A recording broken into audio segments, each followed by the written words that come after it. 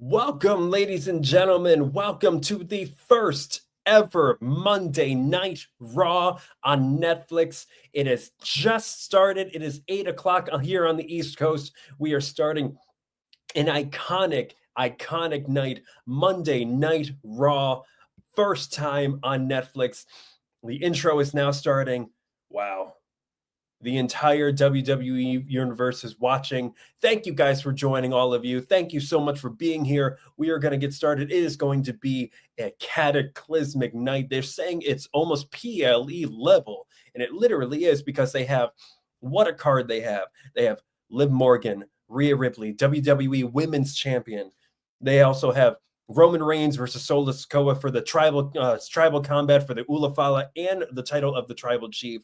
Also, CM Punk versus Seth freaking Rollins. I am so ready for that as a wrestling fan. Jey Uso versus Drew McIntyre. Who do you got to win? Leave them down in the comments below. Who do you have to win? Whether the card that they have right now, Liv Morgan versus Rhea Ripley, Roman Reigns, Sikoa, CM Punk versus Seth freaking Rollins, Jey Uso versus Drew McIntyre. Who do you have in the win? Who do you have to win? Leave them in the comments below. I will be commenting the entire night. I have my monster here with me. I have my grandma's Christmas cookies here with me. I am ready for a night. CM Punk has just entered the arena, or at least this is probably a few hours before. With this Triple H era product, I see Liv Morgan the entire Judgment Day.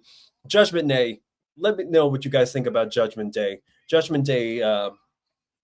I'm kind of personally tired of it, honestly. I think Judgment Day could end here. We're going to see a lot of finishes here tonight. We're going to see a lot of beginnings to stories. And trust me, as a screenwriter, as a writer, that's what we're here for. We're here for the proper continuation and the proper ending of a story. Raw is Netflix for the first time, ladies and gentlemen. Now, let's see what we have here. Who's going to start? It just started. Title card. We saw CM Punk enter. We saw Judgment Day enter. Who do you have to win? My guess, when we started off, how are they going to start it? Is Triple H going to come out? Lights are black. People are shouting for Cody. Oh, interesting. There's a history in the making video that they're showing. They are really showing how historical this moment is.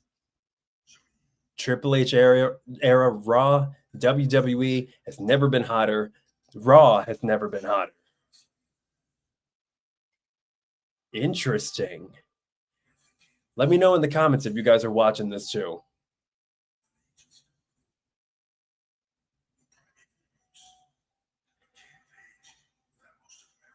Wow. Give it up to WWE for their little vignettes.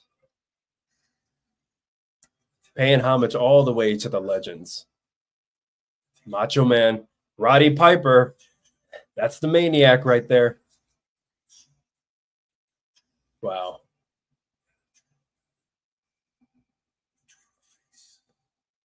And Hulk Hogan, Andre the Giant.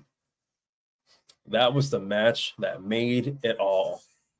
Wow, those crowds in attendance. I don't know if those lights are. No, they can't be.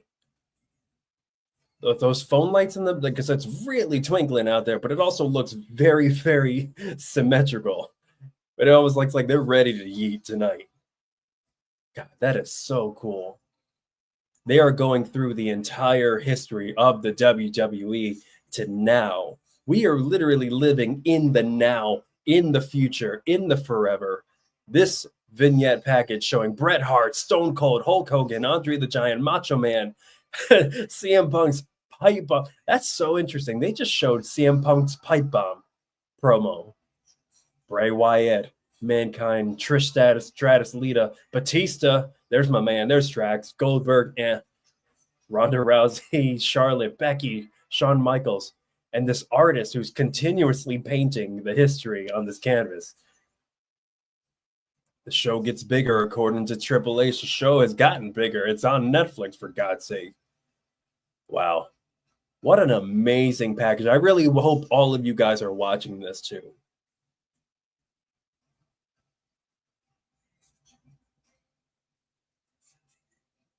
presenting the all real, ever fantastic. Wow.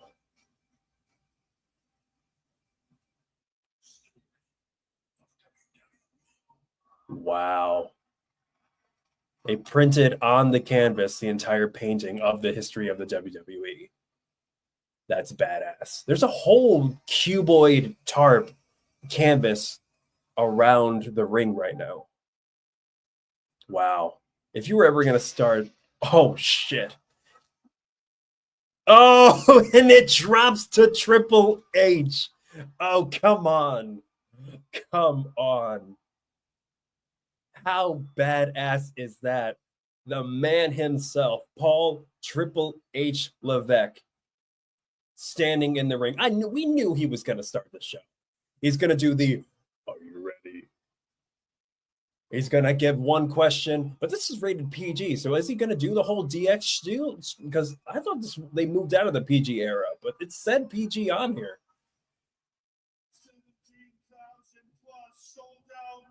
There he is.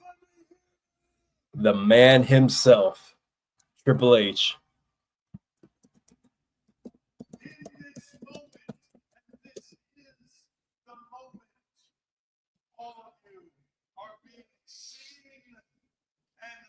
God, how many bracelets can you wear, Triple H?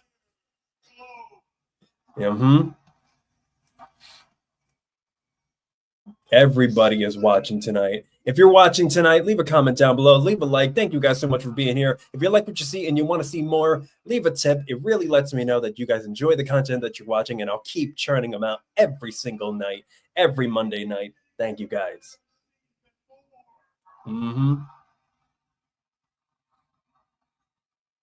Wow.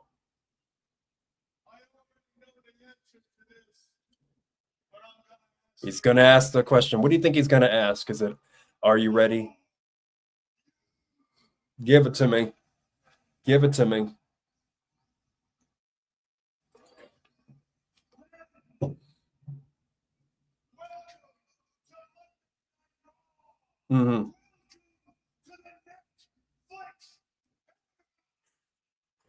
The Netflix era. All right. We still have yet to see if the Netflix era looks any different. The logo looks a little different. Okay, Netflix is doing a hell of a good job right now. Damn. Oh, that's all he's going to say. Welcome to the Netflix era. We got the lights up. Somebody just had a sign in the audience that said, acknowledge these cheeks. Oh my God, I love this crowd. All right, who are we starting with? Lights are black. Who do we get?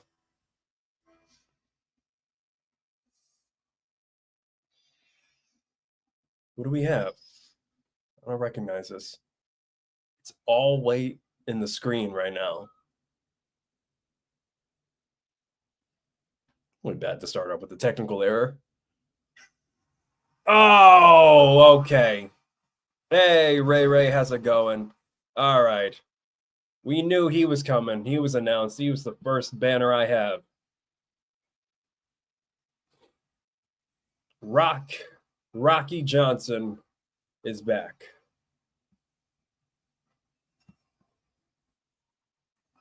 Oh, and he's got his People's Champ belt. The sunglasses and everything. You know? Mr. Rock. How do you know that he's back in WWE? Well, I don't know. Oh, he's got goosebumps. Of course he's got goosebumps. It's Netflix and he's a co-producer. But also, how do you know if Rock's coming back? Check to see if Red One's doing well. Oh, God, that's funny. All right. Rock's gonna start this thing off. All right, so let's see. What do we expect from The Rock? Well, we still have to figure out, one, what he handed Cody Rhodes.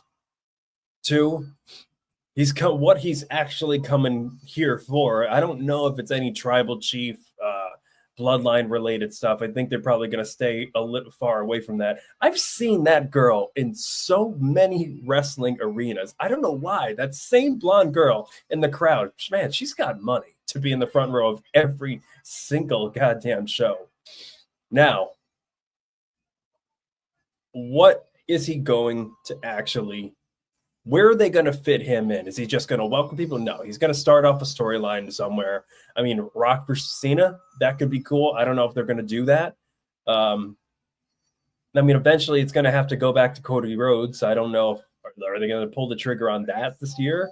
Or is it going to be a Cody versus Kevin situation at WrestleMania? I mean, hey, what we got from this show is either going to be the finisher of certain storylines, or it's going to be the beginner to how to a bunch of stories. Because remember, guys, we still have the Royal Rumble. So even if you have certain people returning now, you can start a storyline to continue it or finish it through the Royal Rumble if you wanted, or you can hold off on certain returns for the Royal Rumble. Like you say, you got your Charlottes, you got your Becky Lynches. You don't know who's going to be returning. Maybe it's going to be a combination of them. We've already kind of seen hints at possibly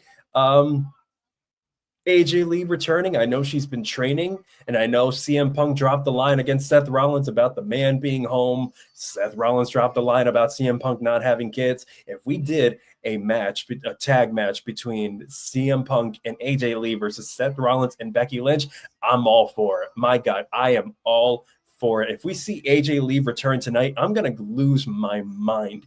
Will they hold that off until Royal Rumble? Maybe, if she's back. If she's not back, then they can just have Charlotte and Becky return as per normal. Alexa Bliss, they might hold off until Royal Rumble. But if you want to start building a story before Royal Rumble and give some explanation as to why certain people are back and why they're back now, yeah, have them return now. That would be great. So, for example, Rock, I have no idea where he's going to fit into any of these storylines. Is he going to declare himself at the Royal Rumble? Probably not. I assume it's going to have something to do with Cody. They're not going to touch any of the bloodline stuff, especially right now, because they have the Ulafala tribal combat match later on, He's soaking it up. This is what, like a 5-6 minute entrance that they gave him on the 3-hour Netflix show. It's Rock. He gets as much time as I guess he wants.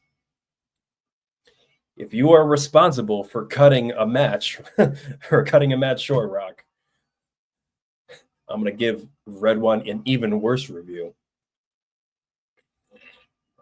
God, he is looking old with that white stubble.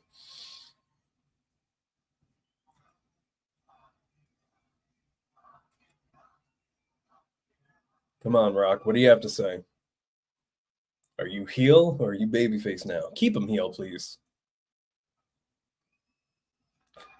But he's going to do his shtick. He's going to do his eyebrow and his thing. But you got to keep him heel.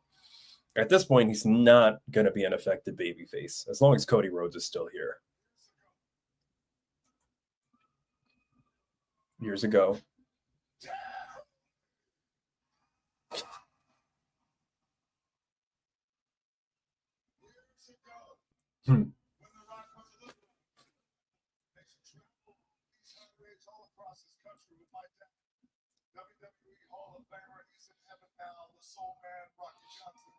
Soul Man Rocky Johnson, rest in peace.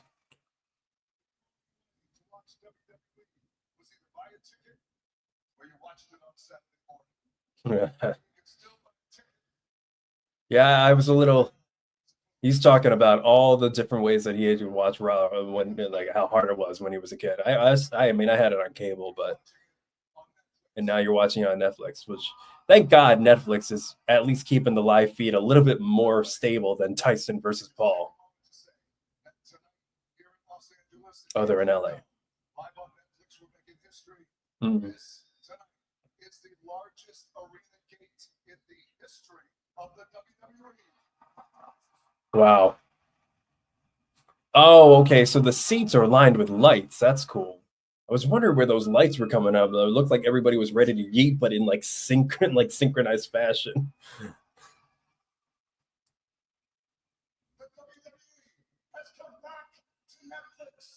Come back to Netflix.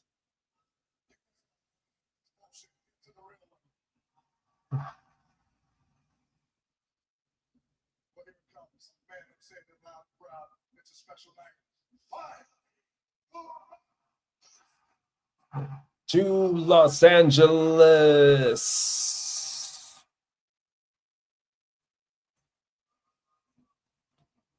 Said his stuff. Now what? Is somebody going to interrupt him?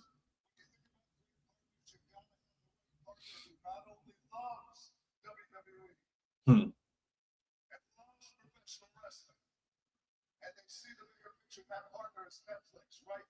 Oh, yeah, really patting Netflix on the back here.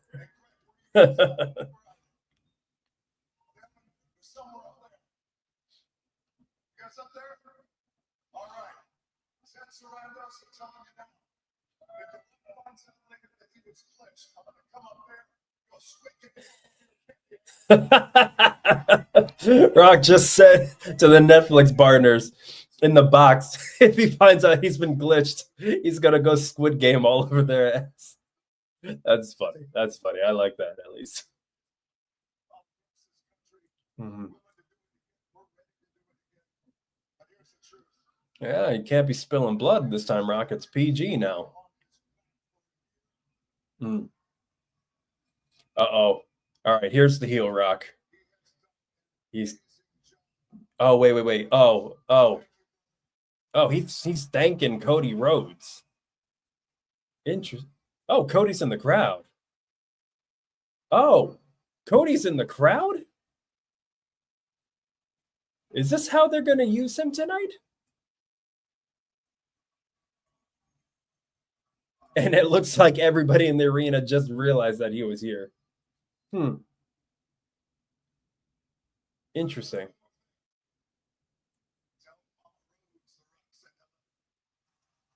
Oh, damn. He just said, tell Mama Rose. The Rock said hello. Ray, Cody Rhodes always looks good in a suit. That's his vibe. I feel like that's exactly what's going to turn him heel.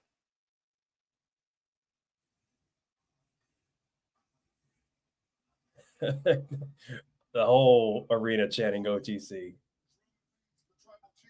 Oh, they are going into bloodline stuff. He's acknowledging Roman Reigns as the OTC.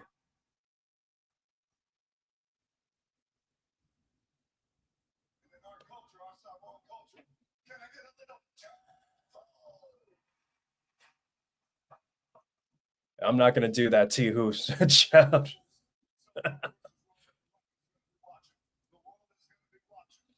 Oh, is he going to go after Roman?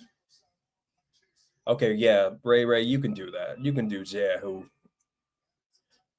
I can't do it. I can wear it, but I can't do it.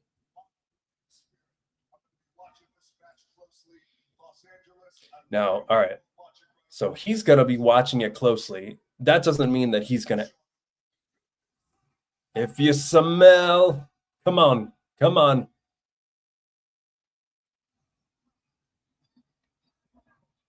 Smell what? Ooh. Oh, come on. Don't tease us like that. Is he gonna say what the Rock or the final boss? Is he gonna final boss it? Oh. Or he's just not gonna say anything. I thought he was gonna say final boss. See, it's gonna be interesting because like if they're gonna have him back, and he said he's looking real hard at the tribal combat match. If it turns out that it's Rock and Roman at WrestleMania, I mean, maybe that's a Royal Rumble thing because it looks like, I mean, the direction to go is Roman and Punk at the main event. That's the direction to go. but we'll see what happens. Oh, it's just Cody, no Brandy? All right, so Cody's going to be used somewhere else then. If they're going to have Rock and Roman, okay, fine. Have it at Royal Rumble. Set up WrestleMania Roman Cody in CM Punk. Oh, okay, so he's watching the tribal combat match that's happening literally right now. Okay. Ladies and gentlemen, we got Roman Reigns versus Solo Sikoa, tribal combat for the Ula Fala and the title of Tribal Chief. Solo Sikoa coming out now. Looking like a badass, I gotta say. They did the presentation hard on this one. They got flames behind him. They got the Titantron. They got the backlighting. All of the cinematography that you want. And Solo Sikoa coming out by himself with the Ula Fala on, drenched in sweat. And he did a little bit too much jumping jacks before he came out. Man, every time I see him, he looks more and more like Umaga. Leave a like or comment down below if you guys remember Umaga. Umaga was my boy.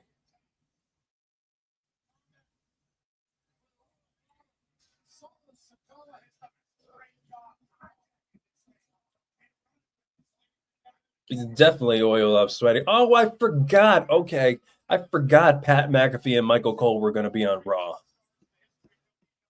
I missed the Wade Barrett Joe Tessitore. I love Joe Tessitore. I don't know about you guys. He's getting it. He's working his way into it. I understand.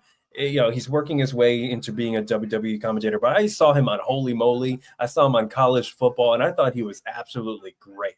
He's a good kind of straight man, whereas Wade Barrett's that just loud, color commentator. But I mean, nothing beats the pair of Pat McAfee and Michael Cole. Am I right? Leave a comment down below who you got for this one, because I mean, it would be a stretch to think that Solo's coming out of this as Tribal Chief, because I mean, if he's watching it, I mean, you gotta do something with Roman. There's no way in hell Roman's losing this. Roman Reigns' music hits. Come on. My God, the lights. OTC.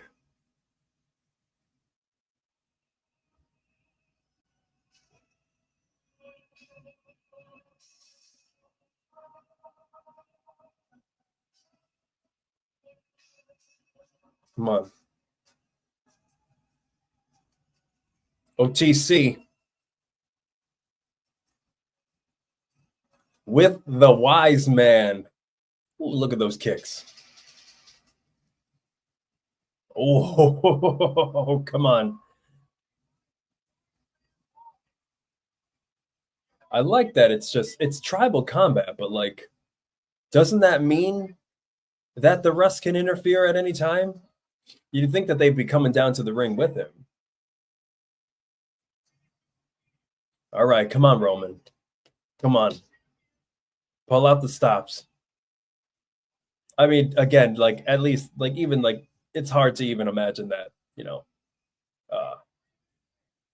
that Roman would be even losing to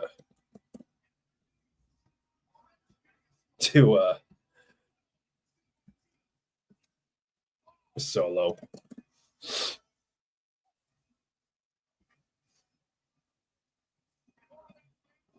Come on. How are you guys doing tonight? What are you guys doing? I got my drinks. I got my snacks. I am ready for this to go. Come on. As we watch Roman Reigns and Solo Sikoa live on Netflix.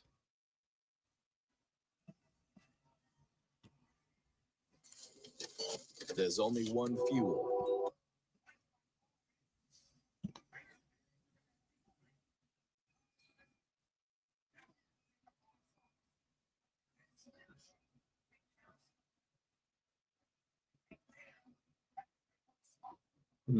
Come on. Come on, Roman.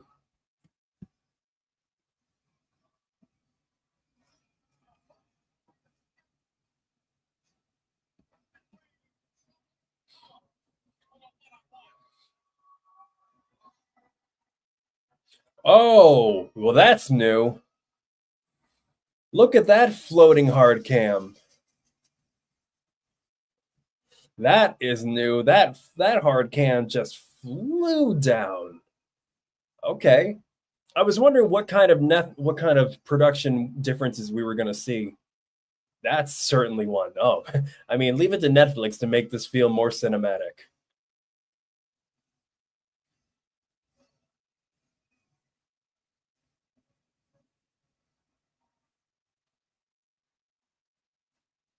Acknowledge. My Snapchat Bitmoji literally has a shirt that just says tribal, the head of the table. In Roman Reigns, day one.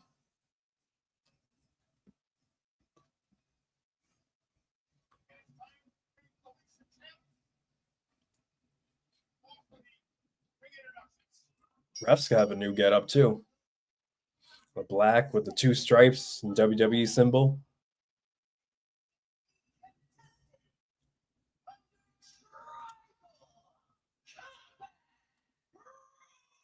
They're really treating this look like a live fight.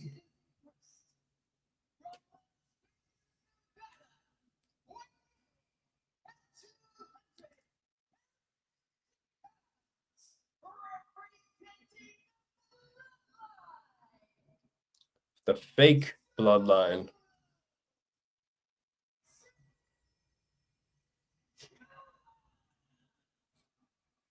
I like how Solo's acting serious now. Like, got that face on, not moving much. Otherwise, Solo's not really working. Oh, Paul Heyman just took the mic. Ladies, my name. Come on, give it, Paul.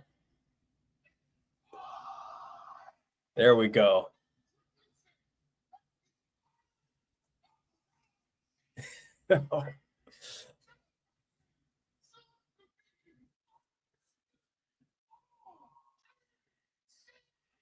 No one does it like Paul. That's it. Come on. Stoic, straight face, emotionless. Wise man speaking for him. Until Wise Man cashes in that favor from Punk, am I right? Look at that ref with the. What does that ref have? That is a giant ass earpiece. I've never seen an earpiece that big in the ref's ear. Why is it that big? It's so easy to fall out. Oh. The entire audience is screaming F you Solo. Netflix is not bleeping that out. Subtitles just say crowd chanting.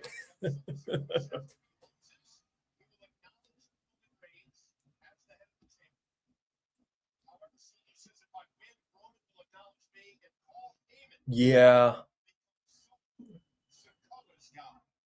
Oh, Paul Heyman becomes because he's the wise man to the tribal chief and whoever that is. Come on. All right. Well, so far, pretty good. Pretty good. I mean, they've got their cinematic qualities. It's doing really well. I think it's adding a lot. Netflix is adding a lot of flair to it that isn't overbearing. It's not anything crazy like weird camera angles. It's nothing like over the top production. It makes sense. It's flowing towards the direct storyline that we're looking for, and it accents the story at heart. It's not creating all this pomp and circumstance that just has, when you strip away, there's nothing. The substance is the story of Roman Reigns and Solo Sikoa and the entire bloodline. Then you have Cody watching on ringside. You have The Rock watching off to the side, who said he's going to be watching intently. We have all these little elements that are just perfectly accented by what Netflix is providing us right now, which is a little better quality, better lighting, better different angles that we haven't seen before. The refs look different. It just gives it a different feel to it, and I really like that. I really, really do like that. And I'm interested in seeing what happens after this. Again, if Roman loses, I'm going to be shocked because then I'll have no idea what they're doing with the story. If Roman wins, becomes tribal chief again, goes off to face Punk at WrestleMania, it'll be interesting to see where Paul Heyman falls into that, because Punk said that Paul Heyman owes him that favor. Also at the same time, Rock and Cody watching. When is that going to blossom into something, when we're going to find out what Rock handed Cody at Raw all those months ago? It is going to be really, really interesting. I'm intent on seeing how Heyman reacts during all of this. I really want to see what kind of interference we're going to get. Obviously, we're going to have, maybe Tama Tonga Lower. They're going to come out. We're going to have Sami Zayn, Jimmy Uso, maybe Jey Uso. I mean, he's got kind of a busy night on his own, so we'll see what happens there.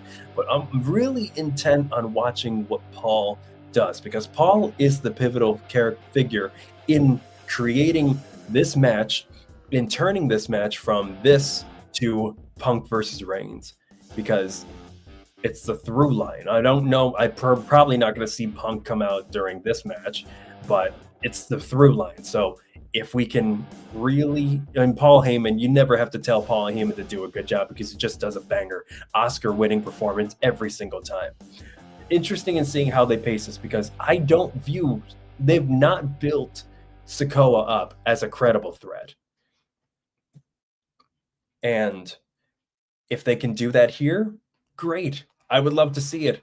I haven't seen it. I mean, like, it's almost laughable that, Reigns lasts doesn't whoop his ass within like the first 5 minutes. But we'll see what happens, because honestly, Roman Reigns, Solo Sikoa, they could build him up as a monster. They did before when he was under him as tribal chief. He was the muscle.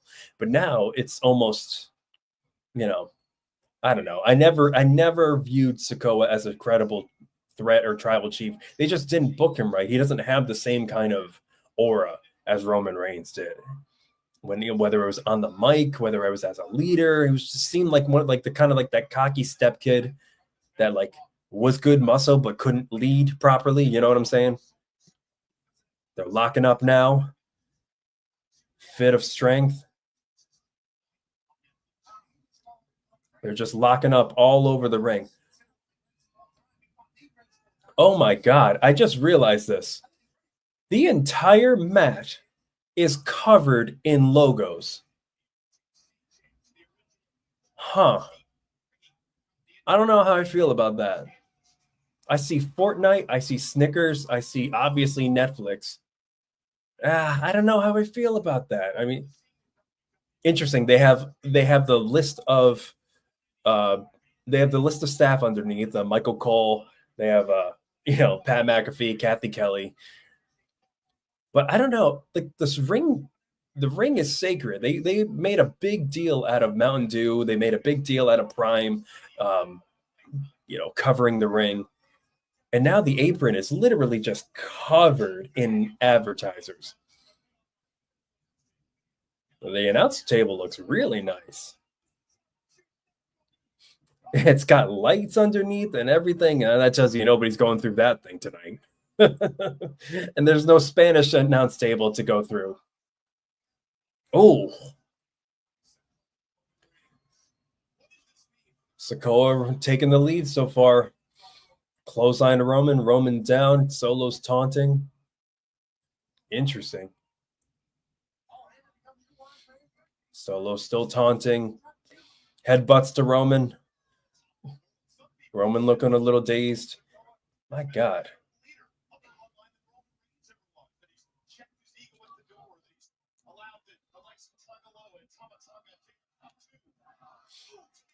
Roman coming back with the clothesline.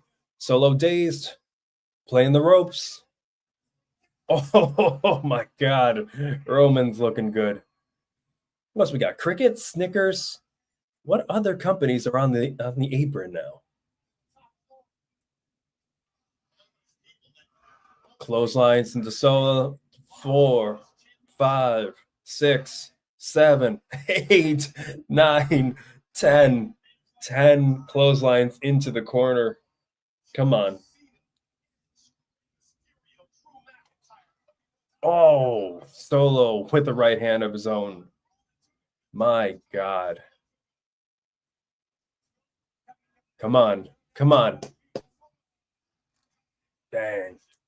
They're still keeping with the slow motion. That's nice. Roman boots Solo out of the ring.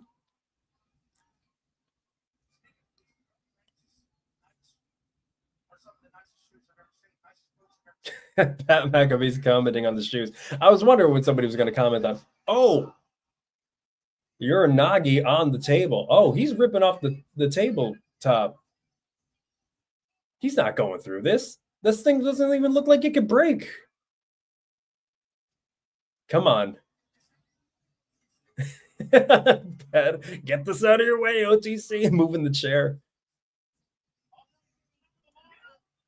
Oh, he's about to hit him with the monitor. Oh, jeez. You could hear that one, too. I was going to say, all right. He's just hitting him with the stuff from the announce table, and he's standing on it, giving the one. All right, Solo. I was going to say, like, this table is way too nice to go through.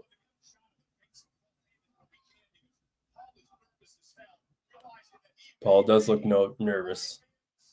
Yep. He's just sitting there holding the Ulafala. Meanwhile, Solo is breaking up every steel step that he can find.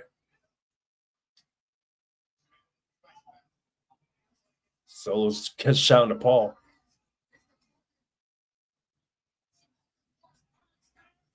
Oh, man. Those ones always look so bad. And just take the steps and they just chuck them right at you. I don't care if they're aluminum. That still hurts like hell.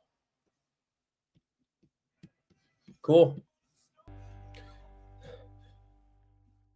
Off to the side now. Off to the first commercial. Twisted Tea. Yeah, oh man, I could use a Twisted Tea right now. Looking good so far. We knew Roman needs a good comeback. So Roman's going to get his comeback. I wonder how long this match is going to go. Because they only had 4 matches on the card. So they got this one. I can't imagine it's gonna. I mean, maybe they want to drag the drama out a little bit to take a while to figure out who the new tribal chief is going to be, or make it look like it's something that Roman Reigns earned and he just didn't squash Solo. Even though I think he should absolutely squash Solo, especially since it's a one-on-one right now. There's no Tama Tonga, there's no Tonga Loa, there's no Jacob Fatu. You should be able to just get in there and, do your business. But, I mean, honestly, now that I think about it, those interferences are going to be what's going to make this thing drag out. So tribal combat rules, there's no DQ, obviously, since all the weapons have literally already been used. And at the same time, all the interference is going to happen. I'm really surprised that the other members of the bloodline haven't already come out even during the entrance. Oh, God. What do you guys think? Leave your comments down below. What do you guys think? What's going to happen? Who do you got winning? Who do you got losing? What do you think happens to Roman Reigns after? What do you think happens to Solo Sikoa? Does he fall back in line? Or is it a bloodline merge? That would be some crazy stuff. Or does The Rock take over as like new bloodline? Kind of like what CM Punk did with New Nexus. That would be an interesting twist. If that were to happen, he would be Roman's going to have a comeback. Yeah, Ray, I completely agree with you. We'll see what happens. I think if Rock were to take over as the new bloodline, because he's the tribal chief, he's talking about his Samoan culture, like he's so proud of her now. Like that wasn't unintentional. There's got to be something to that, So if he somehow inserts himself into the bloodline mix and they finally do have that Rock versus Roman, Could he be the leader of the new bloodline with Tongaloa, Jacob Fatu, Tama Tonga, and Solo? That would be interesting. Solo's got a chair. Michael Cole, anything goes, including the use of a steel chair. Well, yeah, he just got put into the barricade and got hit with a steel step. So, you know.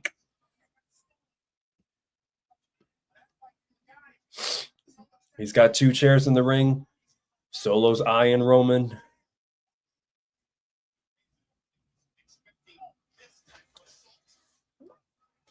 Probably not.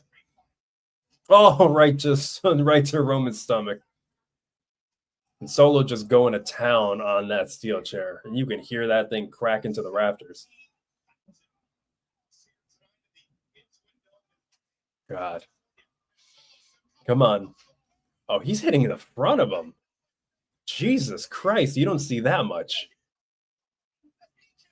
Solo's literally, you see him go straight for the back, but Roman was facing straight up, and he just went right down onto his stomach with that chair. You don't see that a lot. That was cool. I appreciate Solo for that.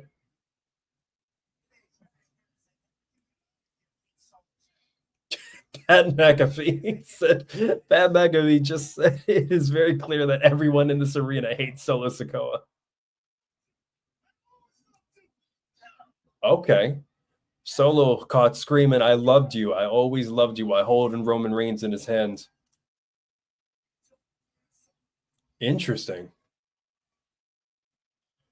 Okay, so we're playing the you were my mentor versus mentee, apprentice versus master. Paul Heyman begging. Roman Reigns has the chair around his head. Solo backing up into the corner. Paul begging him to not. Solo about to run into him. Roman's backed out of the way. Solo missed it. Roman Reigns, this is a comeback moment. Come on. He's not grabbing the chair. Interesting. He's bleeding a little bit. Now he's grabbing for the chair. Crowd chanting OTC, OTC. Now Roman with the chair. Oh, man. Those look so bad. Oh, God. You can already see the welts on Solo's back from these chair shots. Jesus. They are going hard with the front chair shots. My God. Is he going to concerto him? Nope. Oh.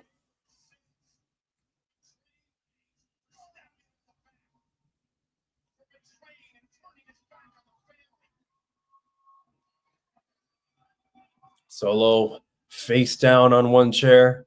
Roman eyeing the other chair. Is he going to go for a concerto?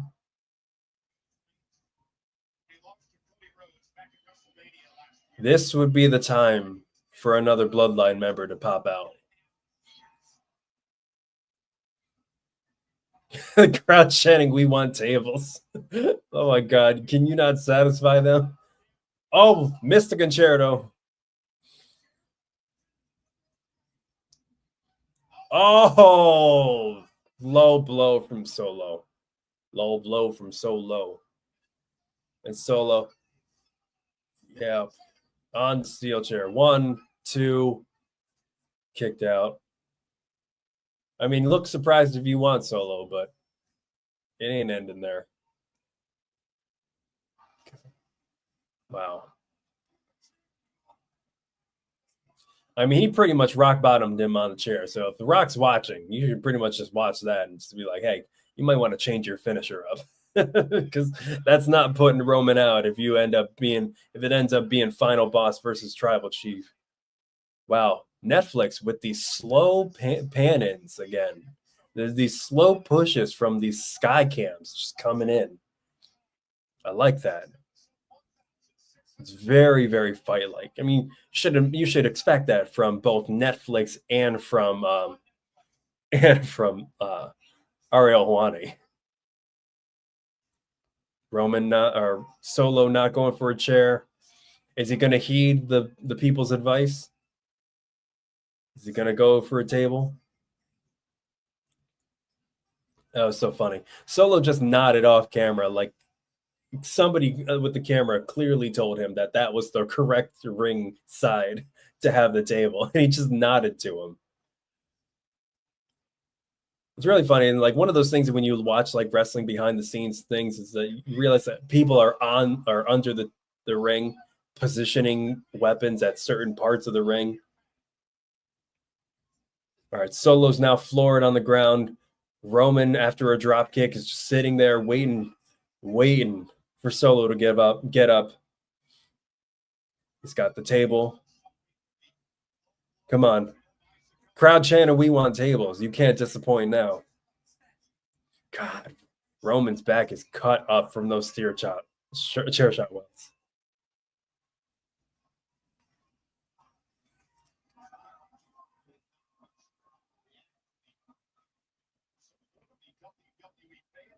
Yeah. Roman's setting up the table in the middle of the ring.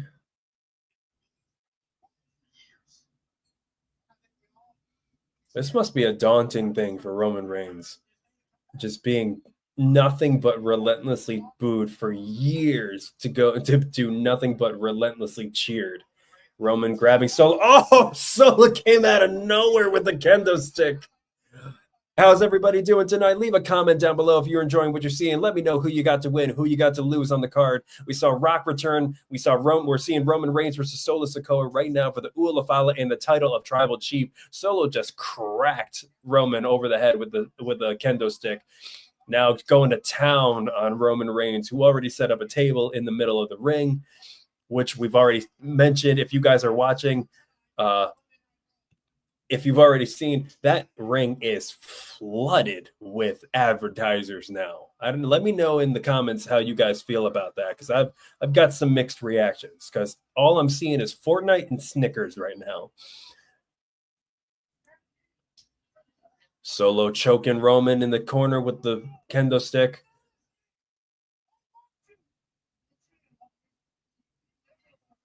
Interesting. This now, okay, all right, now this is a much better angle of Solo Sikoa that I can get on board with. Solo screaming at Roman saying, I loved you, I did everything for you, but you didn't love me, acknowledge me. It's the disappointed, never good enough apprentice. Roman holding Solo up, powerbomb through the table, powerbomb through the table. That's how we do it. Roman for the cover, 1, 2. There it is. There's Tama Tonga pulling him out. I was like, yeah. And this just shows that Solo can't do it on his own. He could never win on his own. I mean, the same thing would be said for Roman Reigns when he was, champion. And now Roman's just looking at Tama Tonga going, I got to deal with you two. Who do we got? Somebody's behind him. Crowd's reacting. Jacob Fatu just slapped the shit out of him. Super kick. Oh my God. Jesus. Set up for the moonsault. For such a big guy, Jacob Fatu is so quick. Like any of his bumps would be terrible to take. Yep. Jesus. Moonsault by Jacob Fatu. Crazy. How sturdy does that table look now, Ray? Look at Solo. Not even going for the cover. Going for the spike. Samoan spike. Come on. 1, 2. Reigns kicked out. That's what I'm talking about. Tribal Chief. Come on.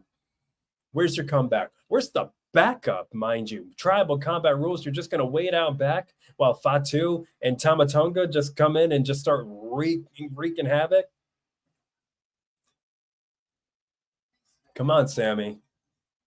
Oh, they're cornering the ref now? Solo trying to keep the peace now.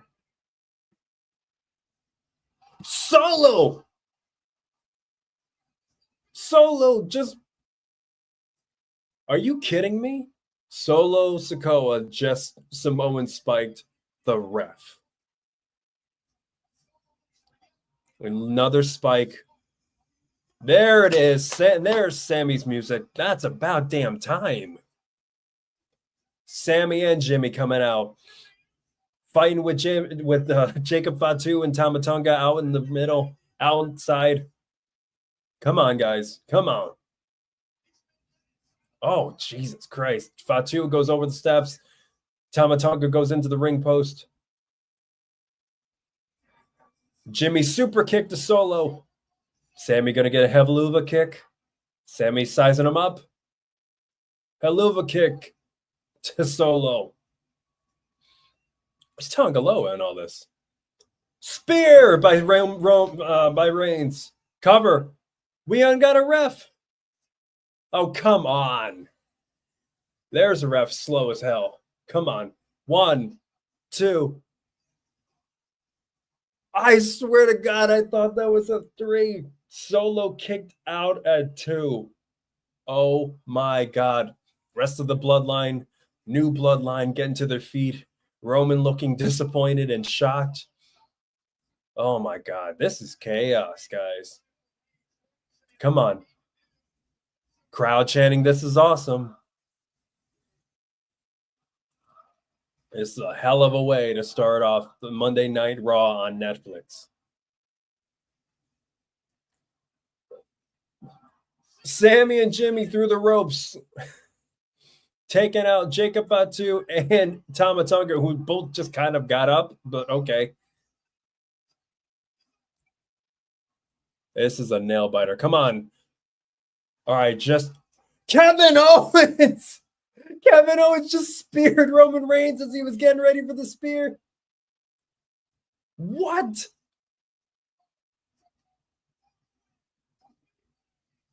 Reigns kicked out. Oh my God. What the hell is Kevin Owens doing? Oh, is Cody going to get involved now?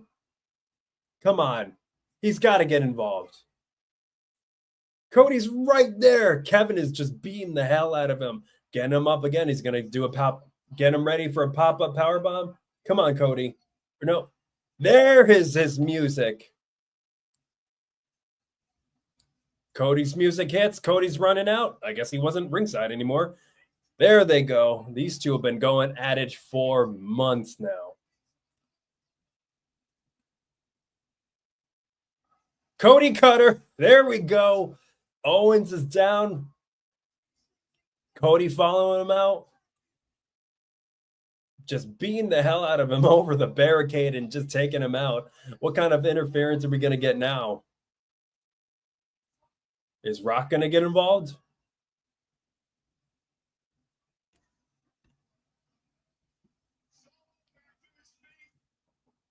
Solo back to his feet in one corner. Reigns back to his feet in another corner. Superman punch. Yeah.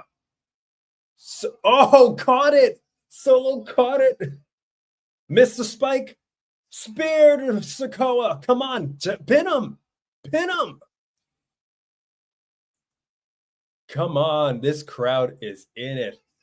Oh, they got drones. That's what it is.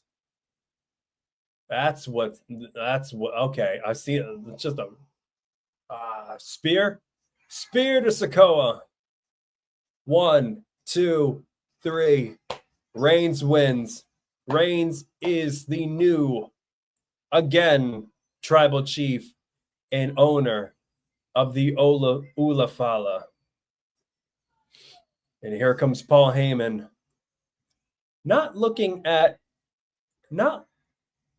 Okay, this is why I said watch Paul Heyman. He does not look as cheerful as anybody should be if he were just pure and genuine.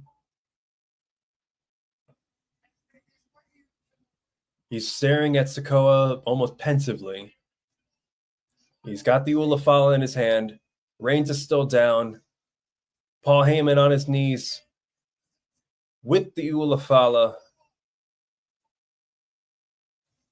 Now the waterworks start coming from Paul.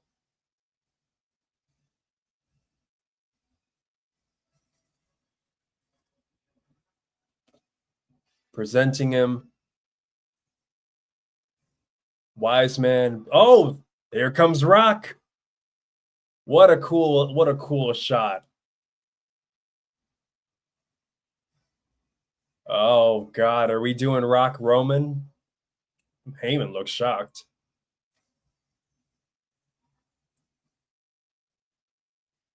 Are we doing Rock Roman?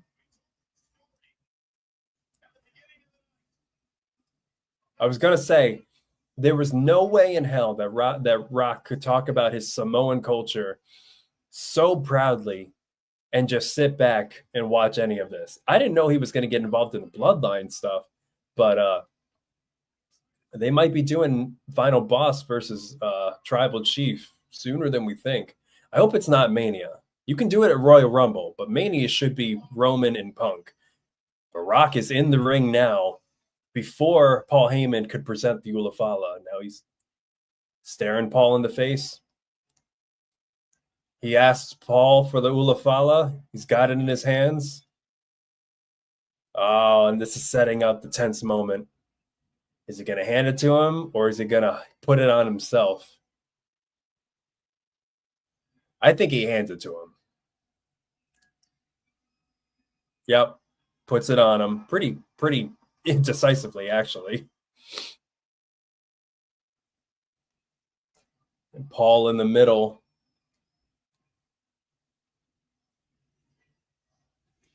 What do you make of this shot? Paul staring at Roman and Rock staring each other down. Is there a sign of respect? Or are they sizing each other up for something bigger later down the road? Rock extending his hand. Roman accepting. Bloodline. They're hugging. Nothing else.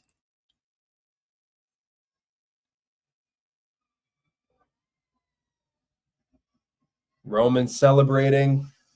Rock's out of frame. I don't trust anybody out of frame until they're out of the ring.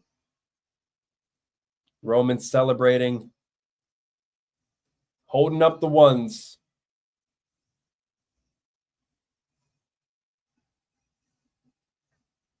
Acknowledge.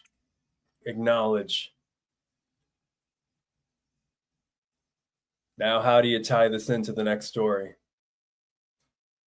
Camera's over Rock's shoulder, viewing Roman Reigns.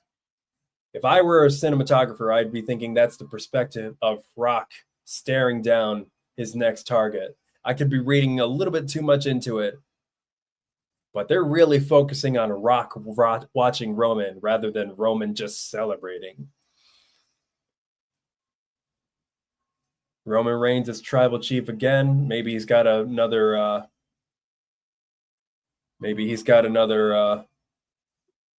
minion in the shape of the Rock, or Rock's planning something bigger. I'm betting on Rock planning something bigger. Oh, he's holding the ropes down for him. All right, that was it. That was Roman Reigns and Solo Sikoa. Roman Reigns is now the tribal chief again and owner of the Ulafala, and he's got Rock's utmost respect. We've got CM Punk and Seth freaking Rollins. CM Punk is currently it's just later on tonight. CM Punk's currently warming up. We are live for Monday Night Raw from LA, live on Netflix. Guys, thank you so much for being here. If you like what you see so far, leave a like, leave a comment down below. Let's keep this conversation going. What's your favorite part of this show so far? What's your least favorite part of the show? Who do you got to win? If you like what you see and you want to see more of this stuff, leave a tip. It really does help me and lets me know that you guys want to see more wrestling content and reactions. I've been a wrestling fan my entire life, ever since SmackDown had the fist I can remember. My first ever show I remember watching was Rey Mysterio, and I think it was like JBL when he was doing it. You know what it was? It was the May 19th stuff. Remember May 19th when they had the specific date that that you couldn't say, otherwise Kane would just go berserk, and I'm pretty sure it was literally, I think I remember later on it turned out to be that May 19th was like the debut of his See No Evil movie, and I'm like, God, what a stupid marketing tactic. But that was like one of the first few things I ever saw about wrestling. I remember my mom would get so mad where we found out, me and my friends, and apparently what happens is when you get a bunch of boys together, they get dumber. So what we would do with my mom's baking sheets is we found out that they were light enough to wave around as like 7-year-olds, but they made a good crack sound when you hit somebody in the head with it. So we use those as like steel chairs, and we beat those things up. My mom would be like, she'd be like, I want to cook again, and I want to bake. Do you have my baking sheets? And I would hand her back this janky ass looking bent cookie sheet, and she was like, what do you expect me to do with this? And I would say, bake and not ground me. And she'd be like, well, no, you're going to be grounded, and I'm going to bake with different baking sheets that you're going to buy me. So it didn't end up working well, but I mean, the fond memories I have of wrestling, and they always say, don't try this at home. Like, I didn't hit anybody with a steel chair. We just hit them with my mom's baking sheets, and it made the same sound on our little flip phone cameras that we had, videotaping super kicks. And I remember trying to do like sunset flips while like swinging from copper pipes in my basement. I don't know how that house was still intact. I remember I super kicked somebody, like another kid, and he ducked.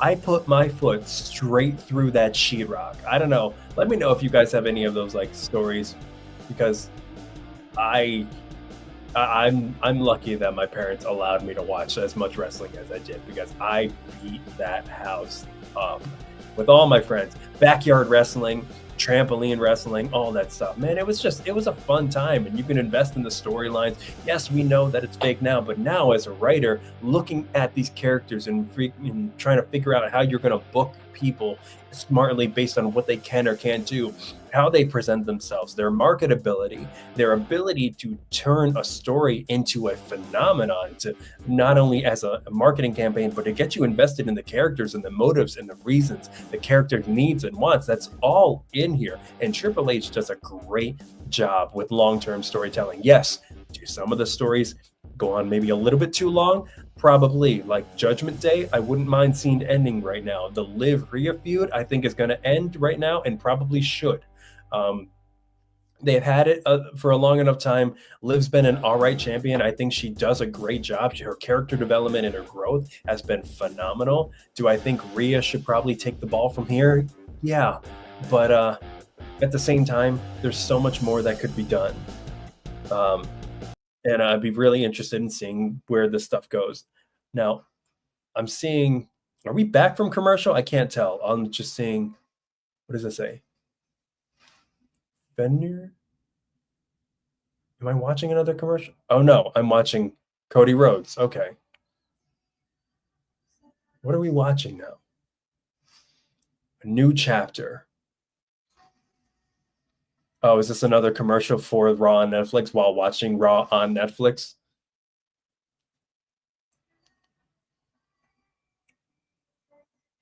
Interesting. Oh, it's a commercial for the Royal Rumble. Stupid.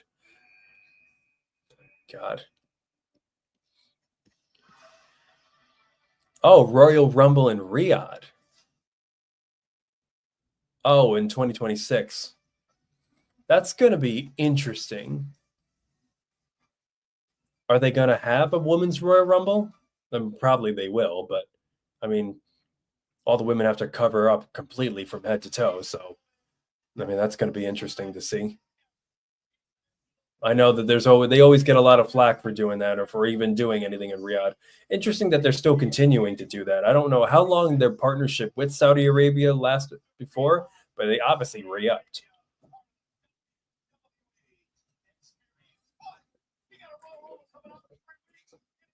Royal Rumble coming up in 3 weeks in Indianapolis.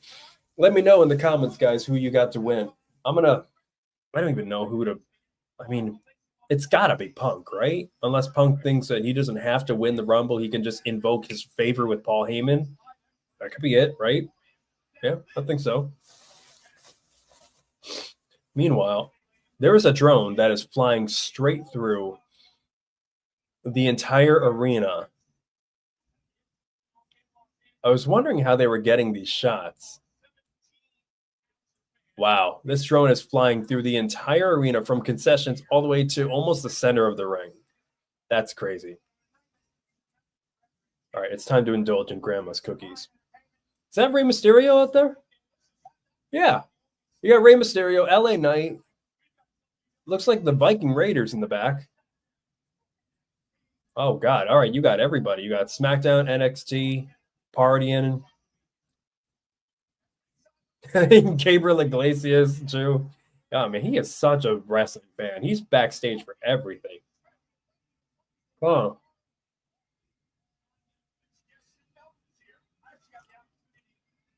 Who else is here? Ashton Kutcher. Let's go. And this guy. I don't know who you are. Is that his kid? Michael Che, SNL. Hey, if you guys watch Weekend Update with Michael Che and Colin Jost, let me know. That's my show. I love when they joke swap. That's awesome. It was Rey Mysterio, my favorite wrestler of all time. Eddie Guerrero, Latino Heat, Viva la Raza, boy. Yeah, Viking Raiders, where? Eric and Ivar. Nice. Or they're the War Raiders. When did that happen? Who is this?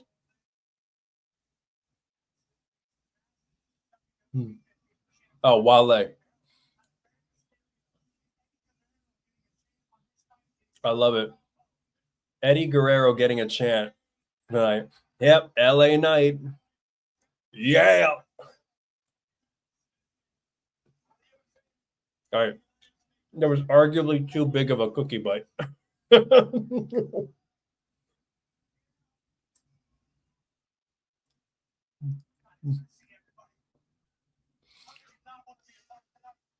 John Cena.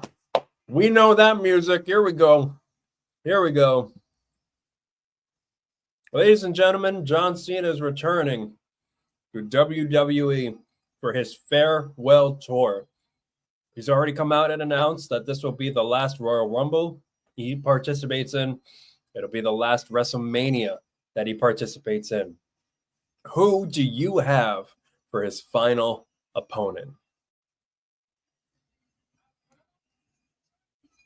I have a lot of different storylines that I could think of, whether it's Cody. I don't want it to be another veteran. I want him to be put over. I want him to put over a young talent.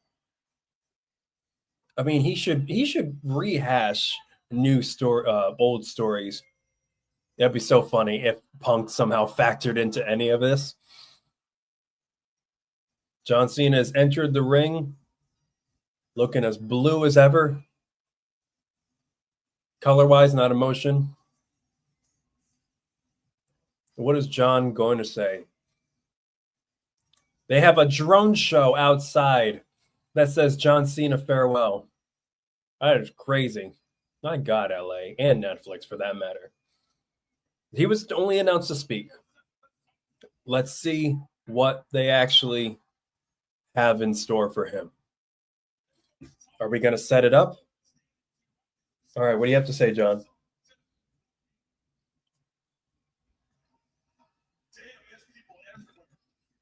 Yeah, there's people everywhere.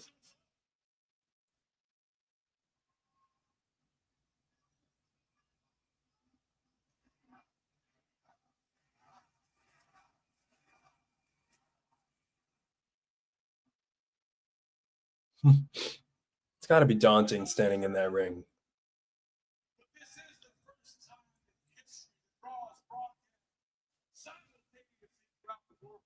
Mm-hmm.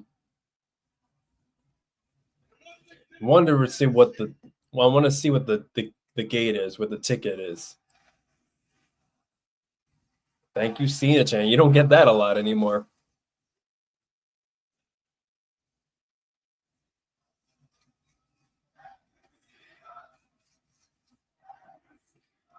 Thank you, Cena.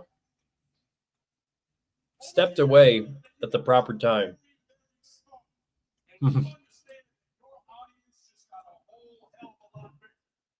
Yeah. Oh, yeah.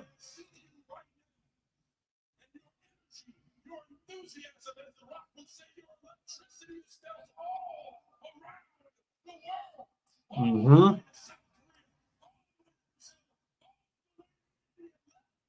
I want to know what the largest viewership was for this night.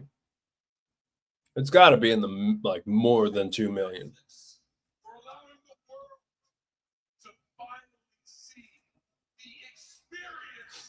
This entire show is like a thank you to Netflix.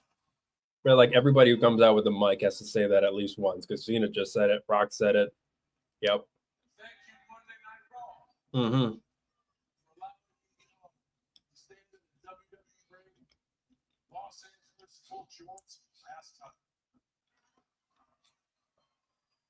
Who's your final opponent?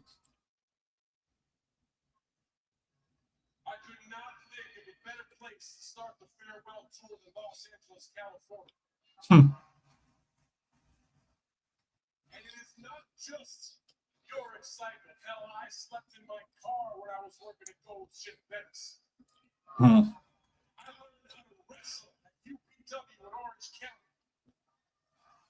Now, I'm renting a 2-bedroom at 106 Adonia. That's like 600 feet from this building.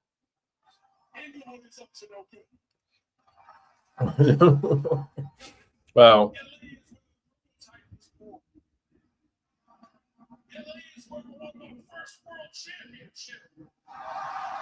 That's true. That's true. 25 years, LA has allowed me the opportunity to perform in this ring. And for one last time in the city with dreams of me, I humbly stand before you and say thank you. Thank you, John. Thank you, John.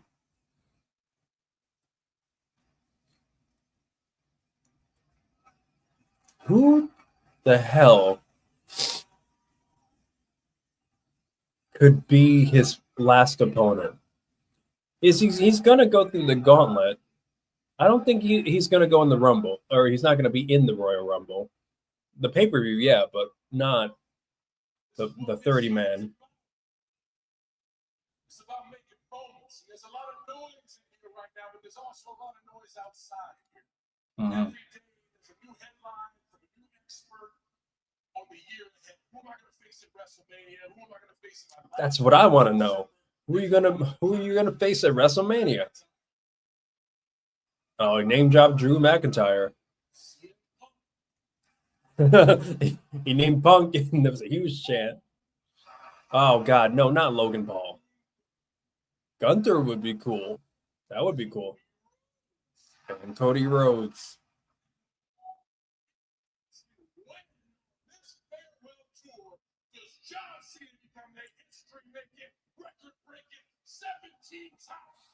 I don't know. What do you guys think? He name dropped being the 17-time world champion. He's at 16 right now, tied. Do you think he goes over? Do you think they put him over? That means Cody would have to lose, right? Or would it just be, would he go after Gunther? Wow, they're actually chanting, "You deserve it." You guys have always been honest with me. I'm going to be honest with you. I don't see that happening. But Cena just said he doesn't see it happening, him being the 17-time world champion. I'm not talking about Gunther's IC title run, the Roman Reigns 1,300 days. I'm not even talking about the Undertaker WrestleMania. Y'all know what I mean. I get it. I'm talking that it's been 2,446 days since I won my last match. 2,446 days since Cena won his last match. Okay. Look at Cena putting away the shovel and putting people ahead of himself.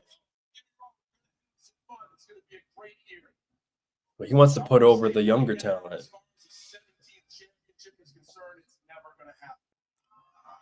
Cena's saying it's never going to happen, but I don't know. Does that mean that it might? I don't know how. I just realized that the mics are different. You're supposed to never say never. Yeah.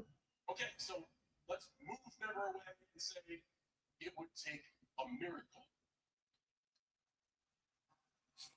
I feel like You guys know that's well, you guys know.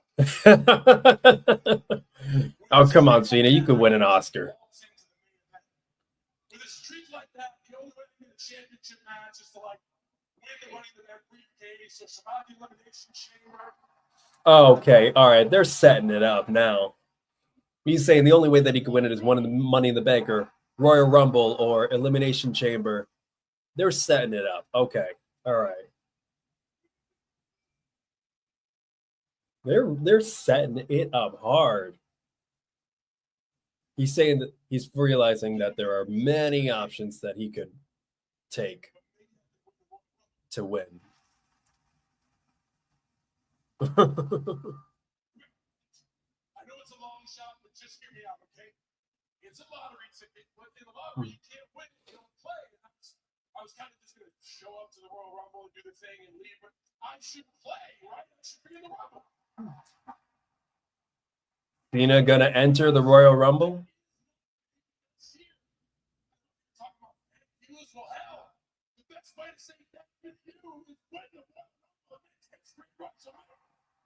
Wow. You think they would actually do it? Do you think he would actually win the Royal Rumble? They'd book him to do that? I don't know.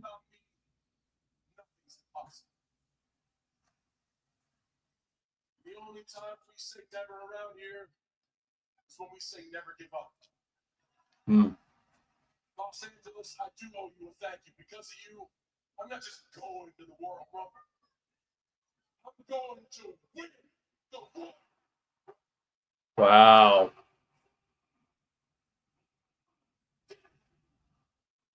Okay.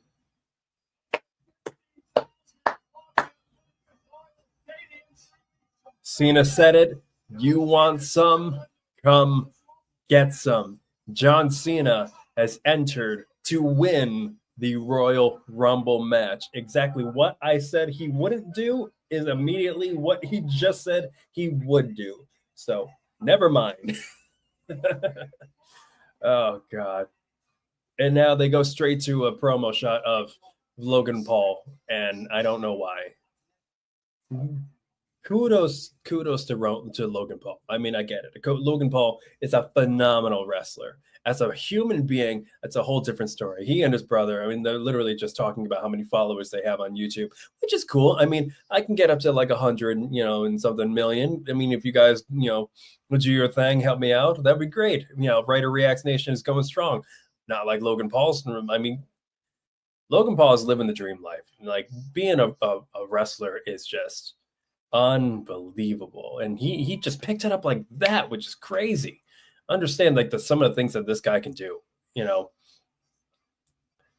but he's been out too. So is this kind of a promo to highlight his return? He says it's the era of Logan Paul. Well, oh, okay. Well, he's he's in the crowd, but he's fully dressed, so probably not. All right, so he's just a spectator for tonight, which is fine with me. He's saying it's his time, though, but we'll see. Okay, here we go. Ladies and gentlemen, the time has come for the Women's World Championship match between Liv Morgan, the current champion, and her Dirty Dom and Raquel Rodriguez versus Rhea Ripley. Liv just smacked that sign out of that guy's hand. Oh, that's funny. She's soaking it up. My guess, one last time. I'm assuming that this story is coming to an end now. I would hope so, at least. I mean, let's be honest. The Liv and Rhea story has been going on for far too long. You put the kibosh on it now. This is a good place to do it. New era, new platform on Netflix. You can put the story to rest right now if you want. I think let Rhea do something for WrestleMania. Let Liv go off on her own for WrestleMania. And then maybe do you do something with Liv and Dom, like breaking up? I don't know. Well, they're snogging or rubbing noses in the middle of the ring.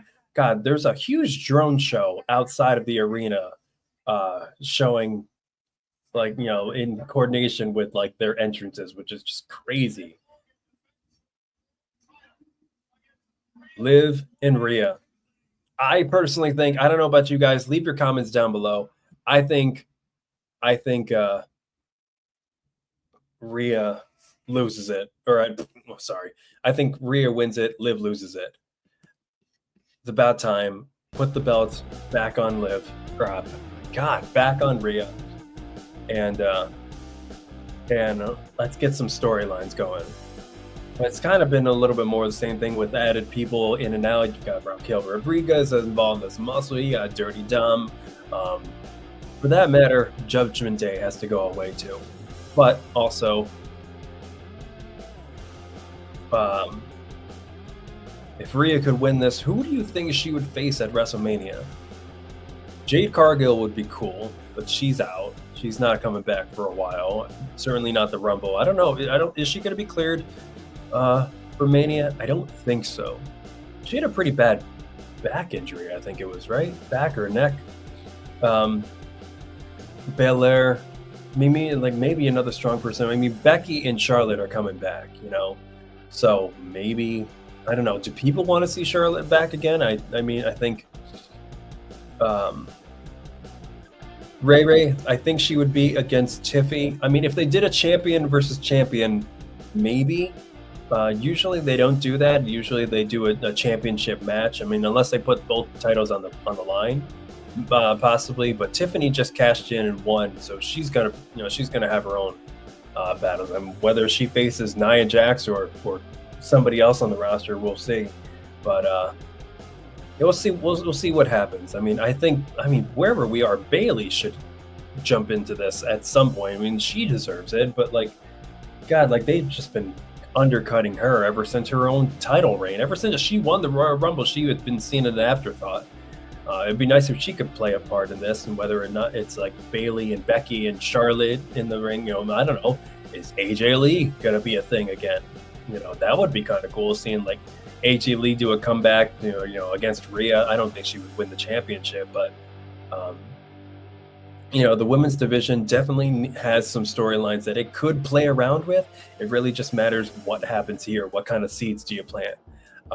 Which is why I think the only way to firmly plant those seeds is if you have Rhea win the title now.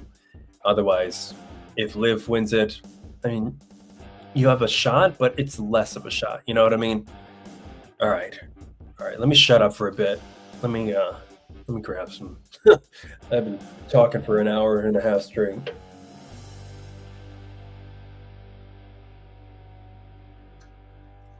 Monster, if you want to support me, sponsor, I would love it.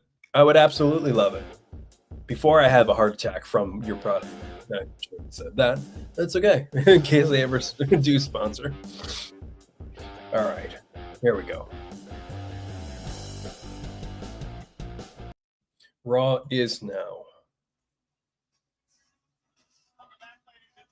Netflix and WWE in the sky. If you guys are watching this, how cool is this drone show? They have fireworks coming from the drones too. Jesus Christ, guys.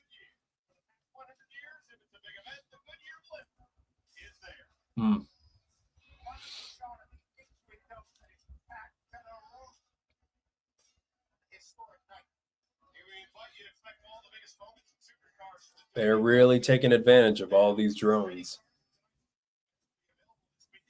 Oh, you can get trading cards? Do that. No. Intuit Dome looking redder than ever right now. Raw and Netflix, you got all the production areas around outside the dome. Hollywood, Los Angeles. We're talking about all the celebrities here. Hey, Seth Green is here. Oh, I forgot he had he played a part in like celebrity matches like a few years like years and years ago. Who is that? Oh my God, Macaulay Culkin! What a reveal! Well, you did like a big old hat reveal. Oh my God, that's fucking awesome. O'Shea Jackson, Ice Cube's son. Tell me he doesn't look exactly like Ice Cube.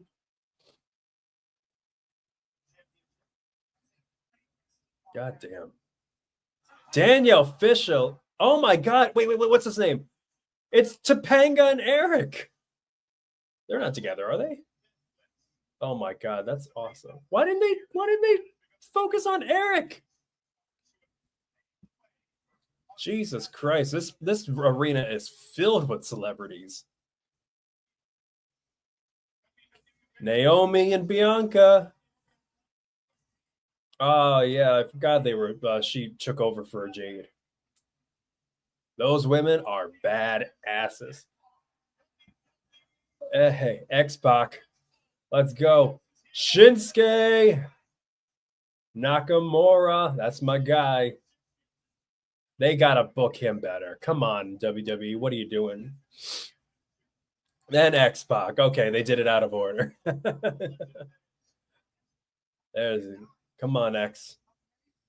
Is he producing now? He's producing back. Yeah, of course he is.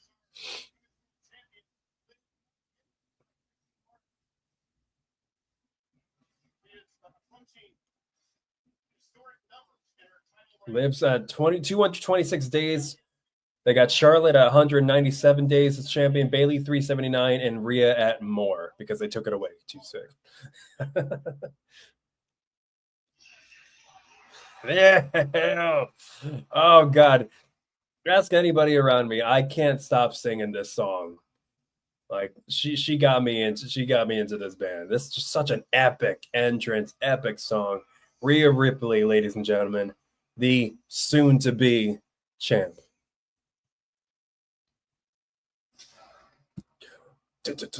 My eyes can do it not. Yep. Rhea Ripley, ladies and gentlemen. When you had the band performing live at WrestleMania, did any of you guys like that? I thought they were worse live. Her best entrance, hands down, was when she was back in Australia and she had that flag around her back and she felt that Aussie vibe back at home. So good. Oh, she is so ready. Look at that face. She has like gold trim around the inside of her, around her gauge hole. I don't know what to call it. Well, that's kind of cool. She just, I mean, no disrespect to Liv. Liv has done a great job as champion. I think she could have been booked a little bit better, but like Rhea just exudes champion more. She's so much more noticeable. Non-wrestling people I talk to, they know her face. They know who she is. She just presents more of a champion. She sells more. You know, again, Liv did a great job. Could she have done better? Maybe, but not as long as Rhea Ripley's still in the picture and as hot as she is right now. So I think that they're gonna be putting her back. I think they're gonna be putting it back on her. Mommy, and Liv is just all over Dom. What a guy Dom is. Literally, as soon as they put him in a kayfabe relationship with Liv Morgan, right after he marries his high school sweetheart, he's living the life, man.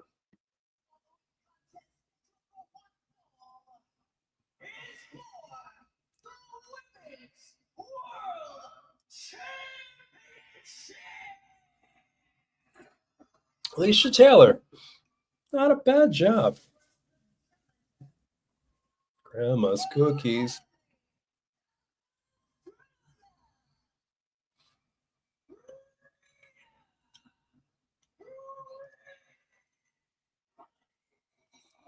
That's mommy, ladies and gentlemen. That's mommy.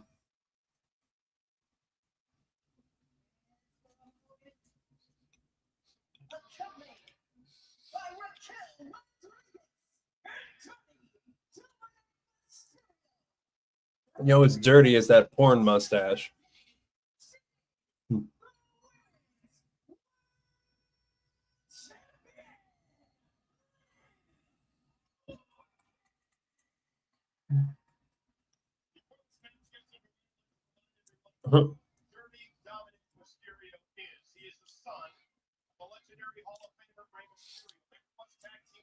It'd be really great if Ray stepped in here at some point and like took his son out. He is literally ringside right now.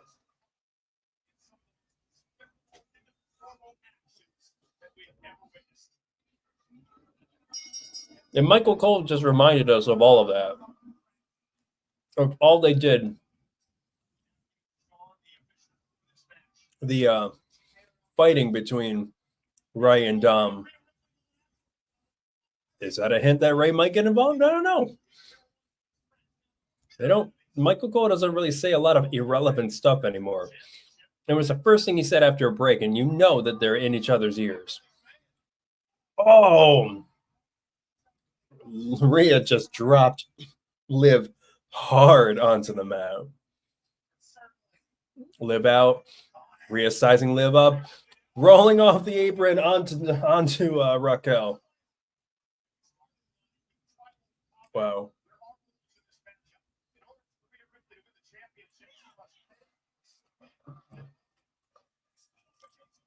Liv to Rhea. Rhea down, wobbly outside. Liv going to the outside. Jumping off the apron. Trying to do a hurricane run onto Rhea. Rhea caught her. Up for a powers. Oh, power bomb down right on the table. That is the sturdiest announce table, courtesy of Netflix. That thing is not breaking for anybody. Big Show could drop from the rafters onto that table and that thing wouldn't break. Oh my God. That's insane. What are you guys thinking so far? Who do you got? Who do you think's winning?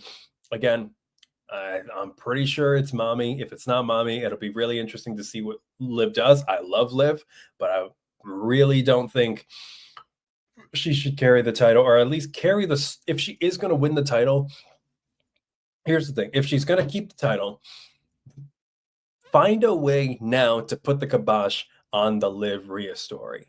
You know, we've seen reiterations of it, and reiterations of the same story can be good if it's leading up to a big climactic finale. You know, one character learns something after a loss, the other one learns something after a loss, and then they build and build and build until they know each other so well that it's such an expertly crafted finale to the story. Here, we're not really getting that. We're not really seeing each character grow. It's almost like the same fight, maybe in different scenarios, in different match stipulations, or with different side players, but the characters themselves aren't really moving. And I think to do that, we have to change it up a little bit. So we either put the kibosh on the feud or change titles, really.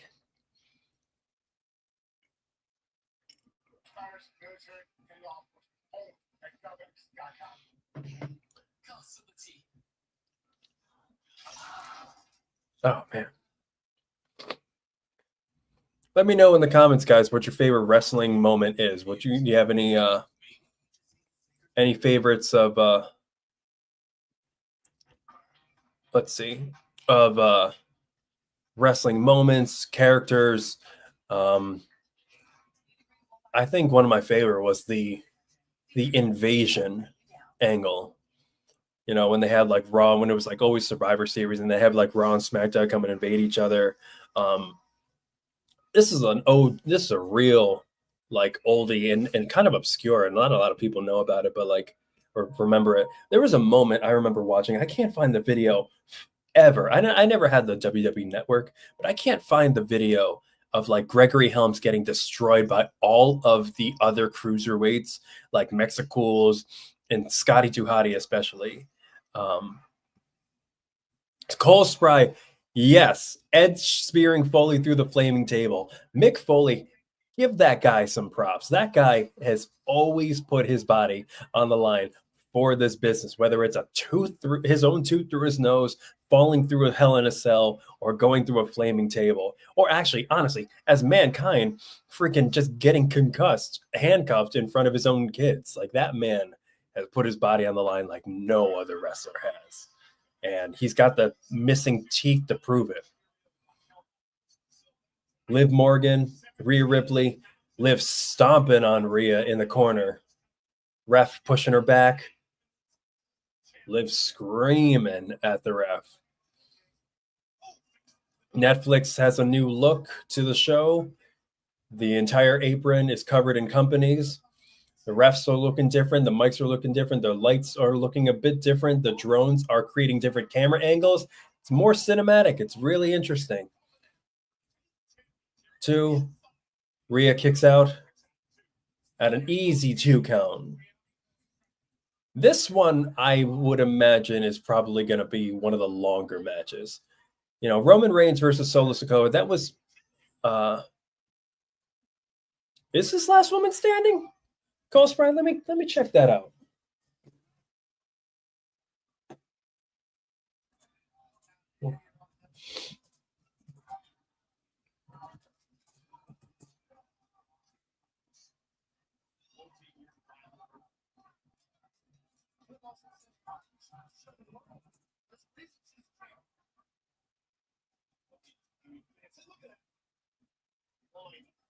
Oh, it is last woman standing.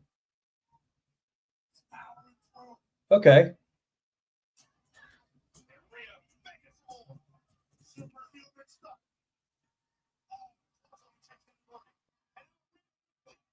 Okay. Oh, wait. Oh, wait, no.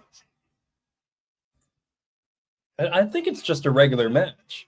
Yeah, no, it's a regular match. I mean, like, obviously, I should have said, like, noticed that it was a regular match, given the fact that they had a count. So I guess the stipulation wasn't added. Regular match. So either way, it's going to last a while. Oh, lives up. Oh, look at that power and live up for a suplex. Mommy's looking dominant tonight. This one's going to last a while. Probably some interference, probably some redemption. But again, Mommy's coming home with the prize tonight. Morgan looking for a roll-up. Rhea's power is just so strong. Oh, German suplex. 2. Come on, Rhea. See, just the feat, Rhea's feat of strength is on full display right now, which proves, I mean, like, it just in terms of pure competition, if Liv is winning this, she's not winning it clean. Not really like she's ever won any of her matches clean when as champion. I mean, she's a heel. What are you going to do, you know? All right, so the final match is after this. Jey Uso, Drew McIntyre, Rhea going for the Riptide, Liv counter at it. Backstabber. She going to go for the cover? Nope. Oh, shoulder into the turnbuckle. The tornado DDT from Liv. Going for the cover. 1, 2. Nope. Easy 2. So after this, we have Jey Uso versus Drew McIntyre and CM Punk versus Seth Rollins. I'm assuming CM Punk and Seth are going to be the closer and it's going to be the main event. Makes sense, since that's just a fight and blood feud. Liv's looking pretty focused. Trying to go for Oblivion. Countered. Ooh. It's a nice step up enziguri. Rhea going for Riptide again. She got it. Oh. 1, 2. Morgan kicked out. Oh, Rhea looks shocked. Oh, my God. I agree, Cole. Main event Jey Uso was saying that he was going to make this his year. It's his year. I totally agree. Give Jey another IC title reign. I totally agree. Do I think he's going to win this one? Probably not. I think we need to show McIntyre as strong, but this should be his year. Dom just threw in the title. Ref distracted. Raquel tried to go in. Oblivion on the chair. Where'd the chair come from? Oh, my God, Raquel. 1, 2. Rhea kicked out. Liv is beside herself. All right. So this is what's happening. So either they get ejected or somebody comes in for help. Oh, slipped a chair. Raquel slipped a chair, and I see. Okay. Dirty Dom. Is Dom gonna turn on Liv, or is Liv gonna turn on Dom? See, this is what I love about wrestling. The good booking, good wrestling. You have so many avenues. Triple H has created so many avenues. No way is she going for the Three Amigos. Oh my God. You're going to get a lot of boos if you try to replicate Eddie as a heel. Unless you're Mercedes Moné. She going to do the shoulder? Oh. Yeah, she definitely going to mock that legacy. Liv is going up to the top rope. Oh, there it is. Wow. Cheap heat. Wow. Is she going for the frog splash? Yep. She got it. Oh my God. 1, 2. Rhea kicked out. Liv looks shocked.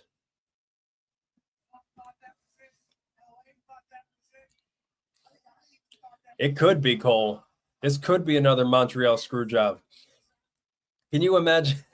Can you imagine if like Triple H running out and just telling the bell keeper to just ring the bell?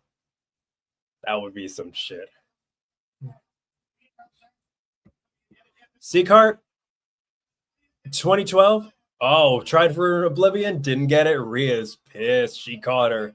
Look at that smile. She blew her up a kiss. Oh God. Arcane's coming out soon. Seacart 2012. Riptide. Oh. Put her back up. Another one. A second one. 1, 2, 3. There it is. Rhea Ripley.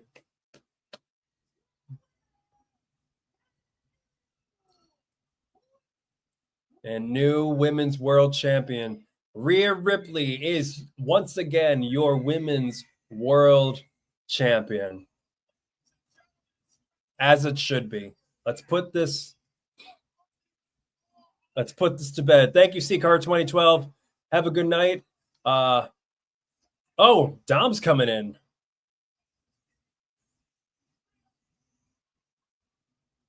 Oh, wait. I completely forgot that Dirty Dom and Rhea were a partnership way before Liv. Oh, he's open arms looking for a hug. Are you serious? Is she going to do it? Where's Penta? That's a good question. I don't know if Penta's going to show up if Rey Fenix has another year in AEW. Or he's a Royal Rumble entrant. She's kissing the title. She's putting it down. No, she's not going to hug him back. Oh, there it is. Low blow to Dirty Dom. Riptide to Dom. Where's Rey? I want to see his face. Where's Rey? You got to give it to Rey, though. His son is carrying his own as a wrestler. Wow. Come on, Dominant Mommy. Dama Mommy. Yeah, that's a good one. I'll use that. Oh, she is bleeding and she's just wiping the blood off her face. Good job, Rhea. That was a pretty short match, all things considered. I thought it was going to go longer. I thought they were going to really put the kibosh on the feud with a big decisive win. Guess not. Interesting. And Dom and Liv and Raquel are all being rushed out through the crowd. Interesting. Okay. Now what happens with Raquel? What happens with Dom here? Well, actually, no. Dom wanted a hug. Liv's not going to like that. So there's going to be some divide there. And then we're playing low blow. Good. Well, at least they listened to the fans who wanted this to be over, who wanted this whole feud between Rhea and Liv to be over. So now we see where we go. Where does this lead us in a few weeks for the Royal Rumble? We don't really have enough of a story to do. We don't have enough time to really build another. What the fuck? No, is Undertaker coming out? No. American Badass?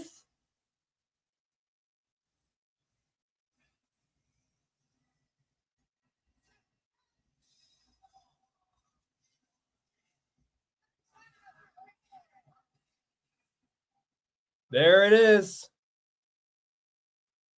Undertaker is here tonight. Jesus Christ.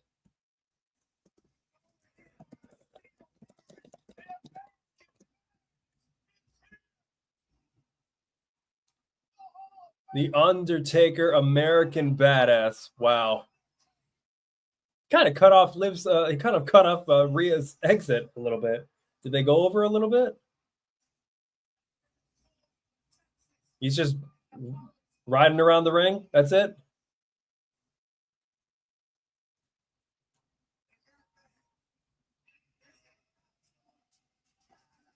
Wow. Just talking with Rhea Ripley now. Wow. Raising double fists with Rhea Ripley and The Undertaker. What the hell is happening tonight? Oh my God. Crazy.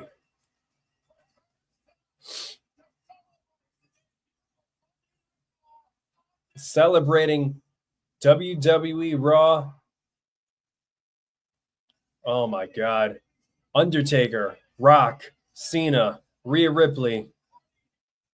Oh, look at the New Day. New Day in the box. He's just not having it. Everybody else is partying just fine. Wow.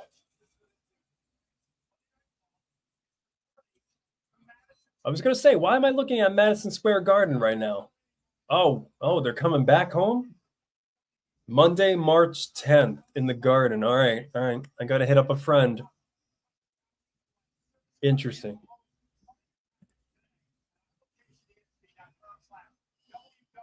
It would have been awesome if it was Penta. Trust me, I want to see Penta too, Cole. But I mean, they kind of said that they were a package deal, and Ray's not coming back for another year or coming for another year. Bayley, speaking of Bayley, this is our first backstage segment.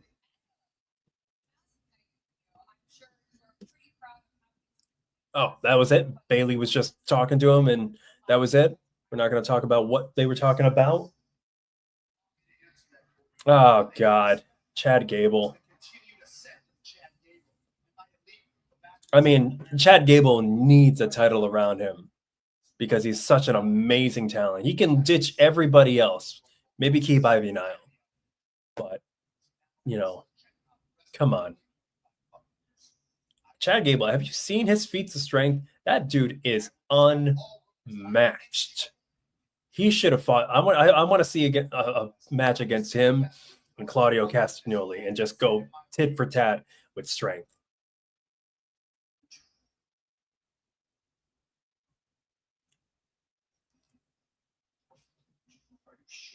Wait. Chad Gable is saying he wants to fight a luchador.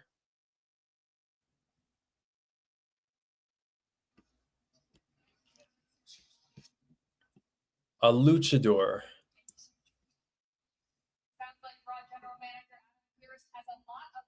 Cole, you might be getting your wish tonight.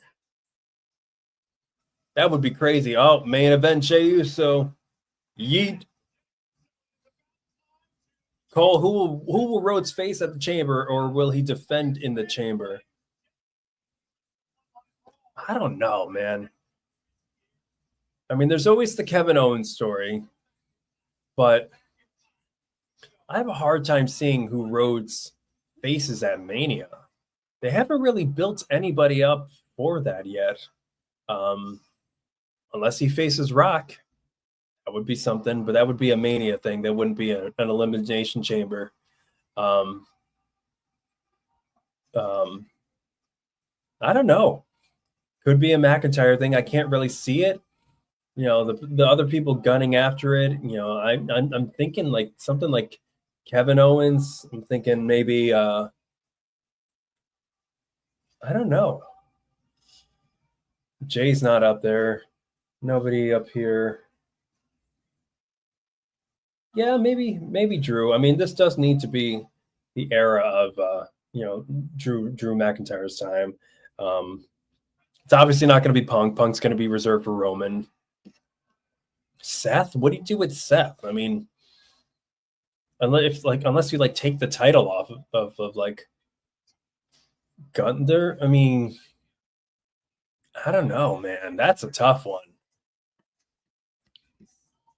Roman wins the Rumble, challenges Cody, but Rock intervenes and turns into a triple threat for Mania. Roman could turn around and win and go for Cody, but then that begs the question: what do you do with Punk? You know, they're already doing Punk and Rollins now. Do they do Punk and Rollins? Is it big enough to be a WrestleMania moment? Because keep in mind, you have Punk and Roman, and you have the Wise Man owing Punk a favor, and I don't know if they're gonna keep that going for another year, because Punk's favor, or the one thing that Punk always wanted, was to main event WrestleMania. It either happens winning the Royal Rumble, or that happens with invoking your favor with Paul Heyman. And the only person that you would be invoking it with would be Roman Reigns, given the fact that they had some pretty clear tension during that War Games, or during that I think it was War Games. Yeah, War Games match in the Bloodline. And I think that's where we go. I think that's where we go for WrestleMania, is Punk and Roman. They've set that up much more than they set anything else up so far. But it would be really interesting to see. Now, where Rock falls into this, I have no idea, because they just had that crazy stare down in the middle of the ring. So I don't know. Rock's influence is Rock's influence. Wherever Rock shows up, Rock does something. Well, we won't say it's either good or bad, but at least, thank God, the last WrestleMania, they listened to the fans and they didn't go with Rock's original plans. Even though, if you saw in the documentary, he magnanimously said that it was his idea to pivot. Yeah, okay. All right, Rock. Okay, Dwayne. Red One wasn't doing good. Moana 2's come out now, so it's all right. It's all right. You can feel good. I don't know if you guys have been seeing. There's a girl who's sitting behind, like where Cody Rhodes was. I forget her name, but she's like one of the youngest relatives of, like, I don't know if it was like The Rock or Solo, or I think it was Solo. She's like a young potential wrestler that they're scouting. She's not a wrestler. I don't forget what her name is, but they're scouting her as like a young Bloodline member. I can't remember her name for the life of me. God. They're showing a Rock Instagram reel, Monday Night Raw. Rock hugging Jimmy backstage. Rock hugging Paul. Rock shaking hands and hugging Triple H.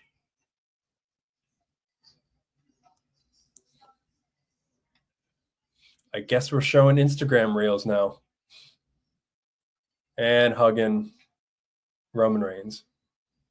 And then he's got a bottle of wine that he's just straight up just drinking. Cool. Like in the parking lot. Who is that? Is that Travis Scott? Yeah. Hugging Cody. Well, it's just an open bottle of white wine. I mean, I guess if that's what you're into, do what you do.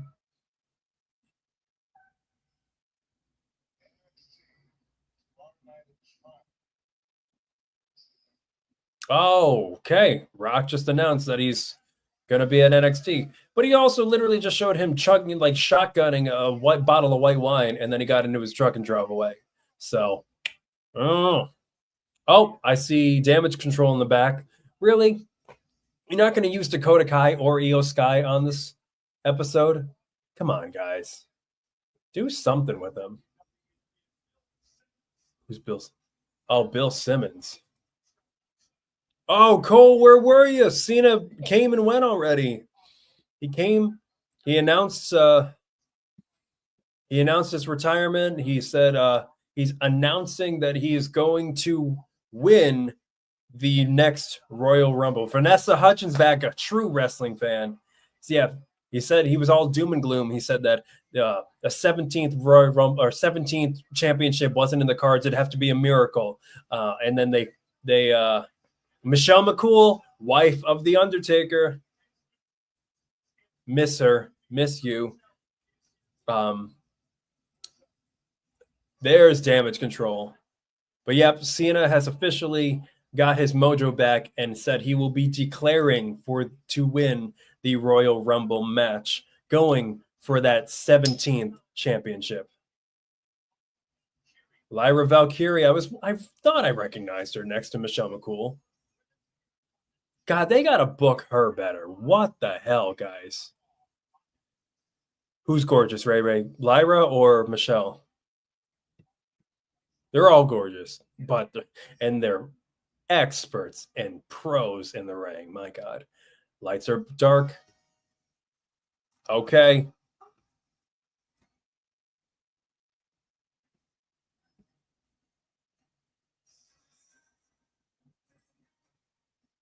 Wait, what?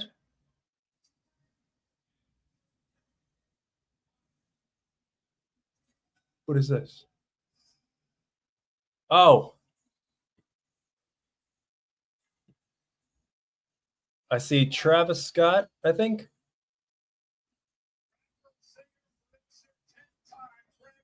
Is that DJ Khaled behind him?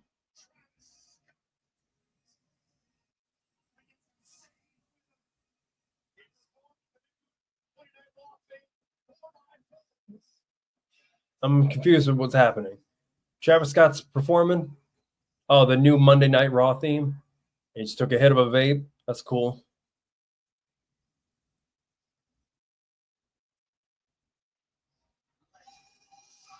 Oh. What the hell was that?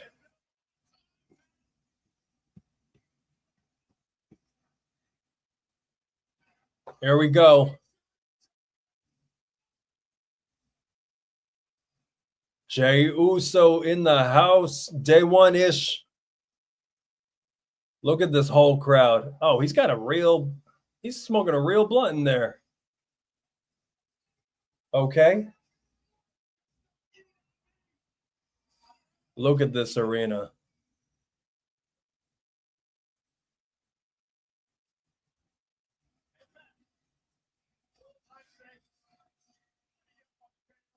Day one-ish. Here we do it. Come on.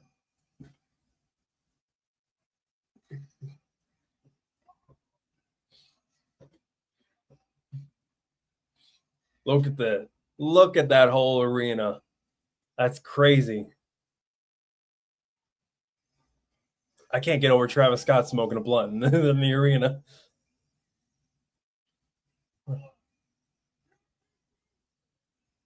What is happening, man?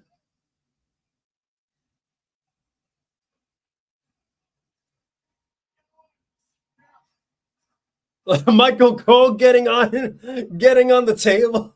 No way. Oh my God, Pat, you're a bad influence. Come on, Jay. Look. Let's go. Let's go. Michael Cole looking like that drunk uncle at Thanksgiving. Yeah. He's out of breath. Oh my God.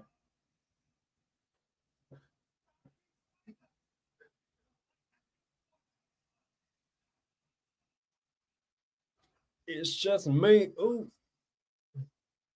Hey. Hey, come on. Hey, give this drone something to shoot. Oh, they got the lights bouncing too. It's a rave in there. Look at damage control. That's so awesome. Come on. Is Travis Scott gonna like do anything?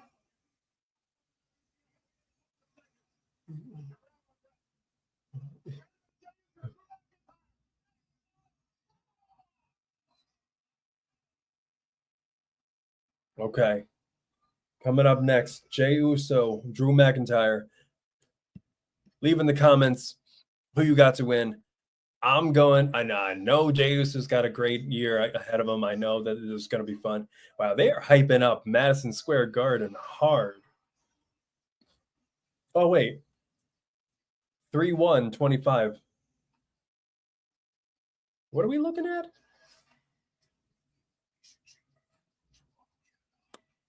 Oh, elimination. Oh, March 1st. Okay, I was thinking of something else. Oh, it was March 10th that they're at Madison Square Garden, and that's right. That's right. Okay, but March 1st they're in Toronto at the Elimination Chamber. I got you. We're on board now. Okay, great. Michael Cole is the GOAT, Cole. You don't got to tell me twice. And the man is almost fully deaf. Did you guys know that? Like, he has such hard hearing these days. He's got 2 earpieces and hearing aids in his ears. I mean, it must be like after decades of just listening to people just scream around him in arenas and screaming himself. But no, you can see how different the product is after Vince McMahon left. And without Vince McMahon, actually, that might be why he's partially deaf, because Vince McMahon shouting nonsense in his ears for multiple decades at a time. And now Michael Cole just gets to sit back, commentate straight with Pat McAfee, and their chemistry is unbelievable. And I don't know if you guys have seen those shorts on YouTube of like Pat cracking Michael up or Michael cracking Pat up, but it's gold. And like, I'm so happy that they're back together and back to getting to do what they get to do. But without saying, stupid stuff that Vince McMahon would have him say, Michael Cole can just be Michael Cole. And hey, oh my God, what a shocker. Michael Cole is great without somebody shouting in his ear. Yeah, Michael Cole is one of the greatest to ever do it. Jim Ross, love it. But yeah.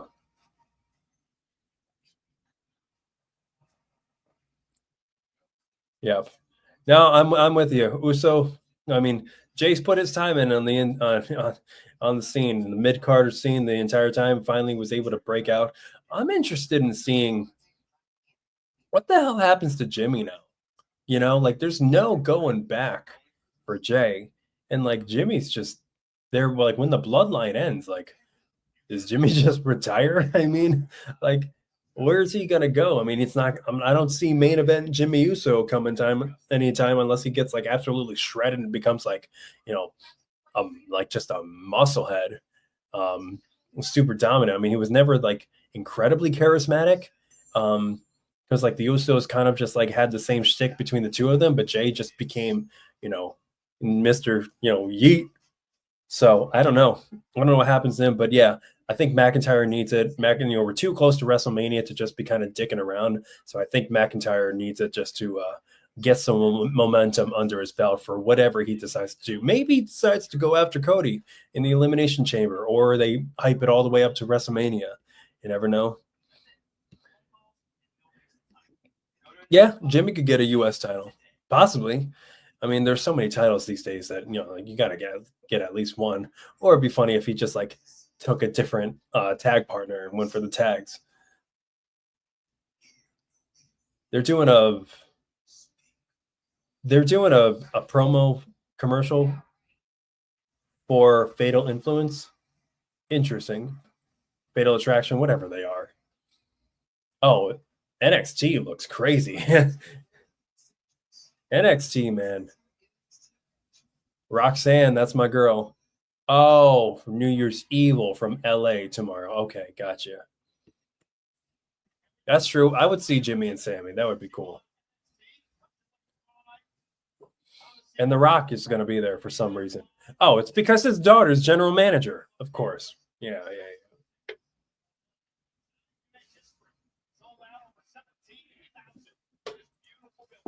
Now, Adam Pearce told Chad Gable that he'll find him a luchador to face. Are we going to find out who that is now, or are we going to find out like next week? Because I want it to be Penta. That would be awesome. Unless it's like Rey Mysterio coming back. So just to update, Roman Reigns is back to being your tribal chief, the owner of the Ulafala. Rhea Ripley is now your new WWE Women's World Champion. We have Jey Uso currently versus Jey Uso versus Drew McIntyre. John Cena has returned, putting his hat in the name in the ring for the Royal Rumble, saying that he wants to win it to be the 17th time world champion and break the record. And he will really be the GOAT after that. Drew McIntyre entering the arena now. Slowly, incredibly slowly. As a hulking figure should, really. He looks ready. Oh, damn, he looks ready. Slow and menacing. He looks more heelish than he did when he was facing Punk. I wish he still had his sword. You know, that thing was so cool. Nice. Do it for Scotland.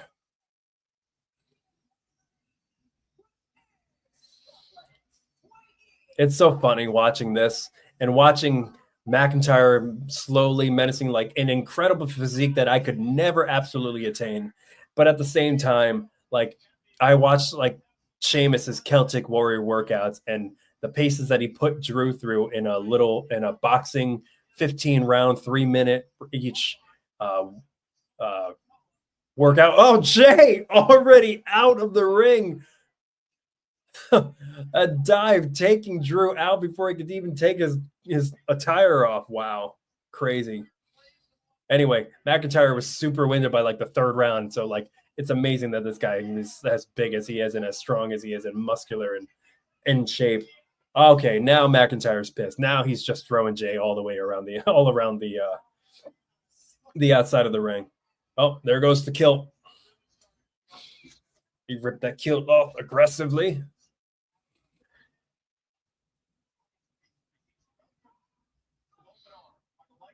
Oh my God, I heard that shot from out here. Jesus. Sorry, Jey. Your time's up, buddy. Jey got, step up insecurity to Drew in the corner.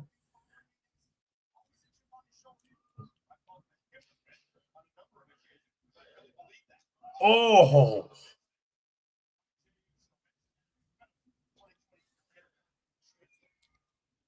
Drew just stalking Jey Uso now.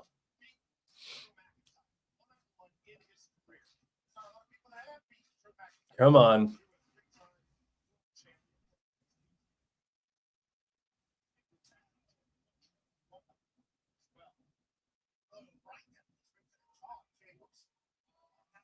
Wow, now he's mocking the yeet. That's crazy. I don't know about you guys, but like I'm looking around in the crowd. It's not, you're looking at like the upper rafters. It doesn't look that packed. Are you guys seeing this too? Like where the lights are near the top, like I'm seeing a lot of empty seats. Is that just me? I don't know. We'll see. I don't know. We'll see what the gate was tomorrow. Oh, you hear those chops. It sounds so painful. Holy hell.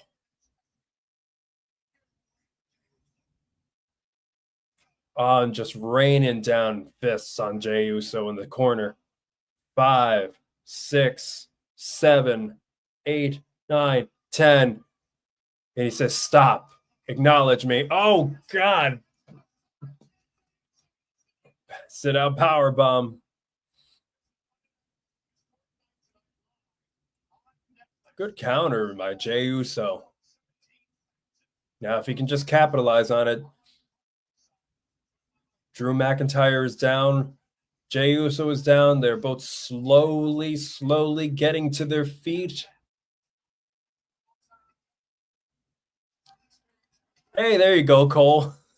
Pat McAfee just called Michael Cole the GOAT.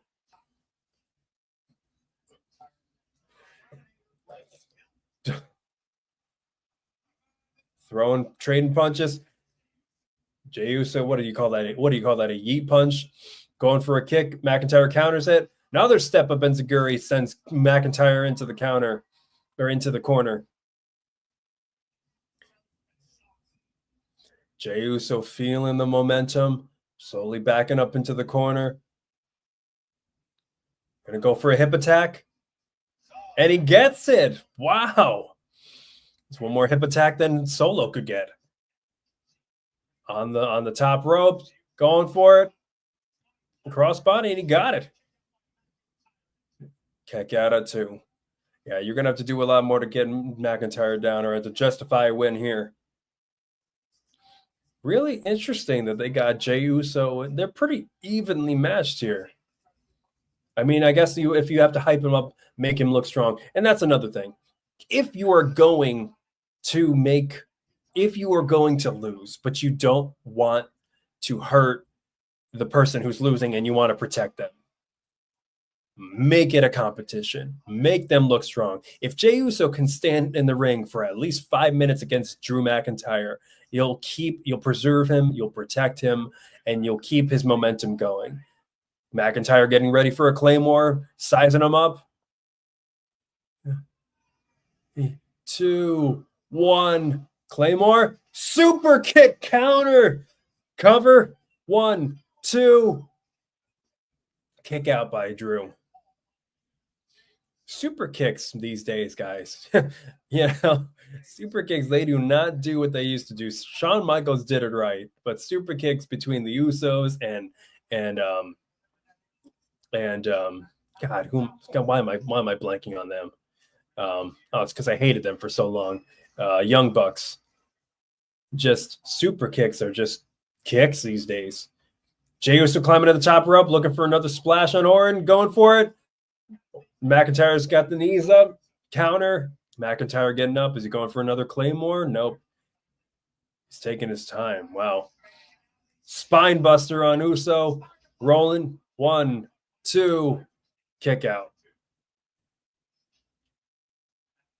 Interesting moves. Oh, no, just roll him up or sit out powerbomb. That is crazy.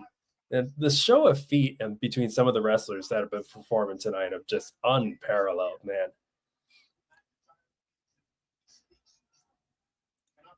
Wow. And McIntyre is actually laughing.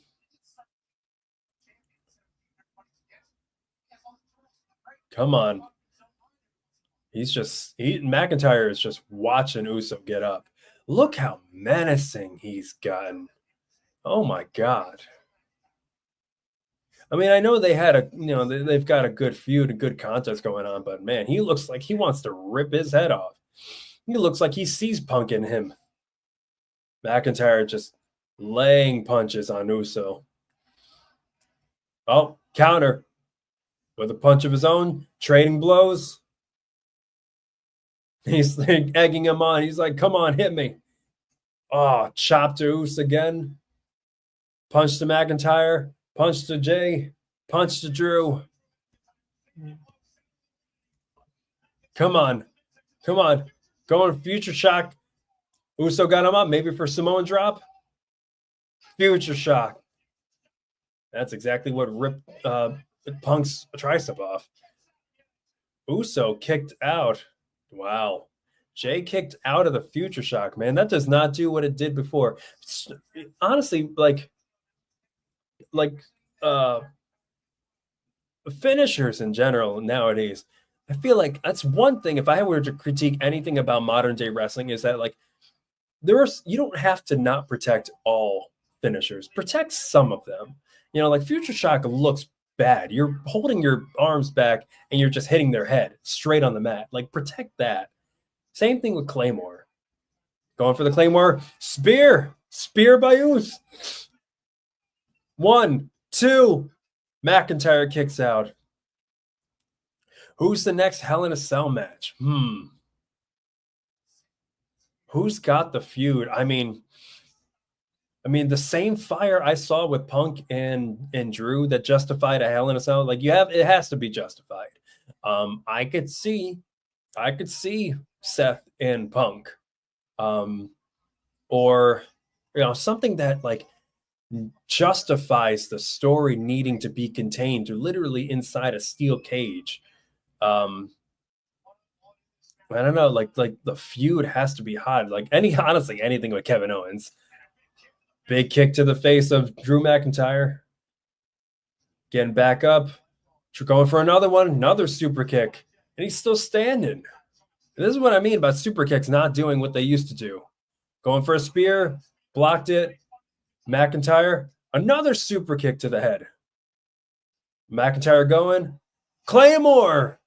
Come on, cover him. 1, 2. Uso kicked out. Oh my God.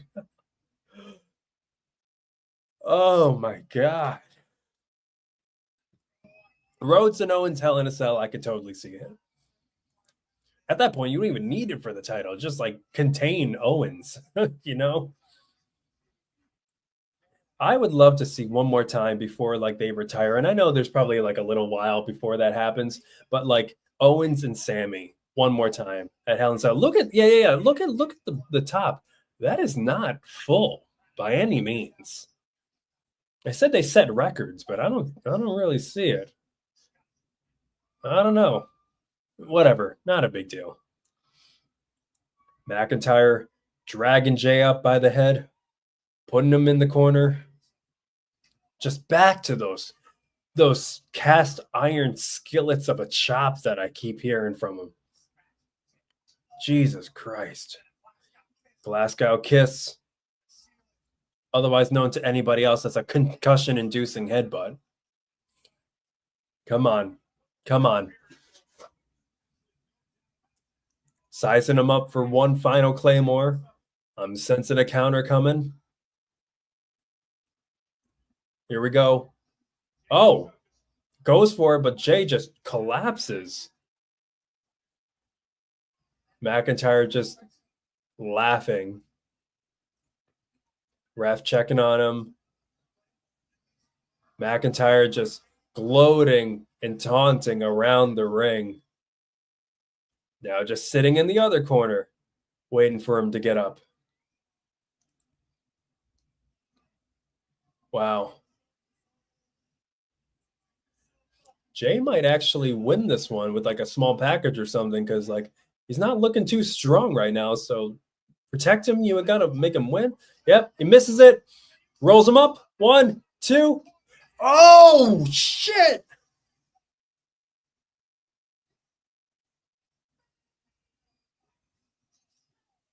Oh, my God.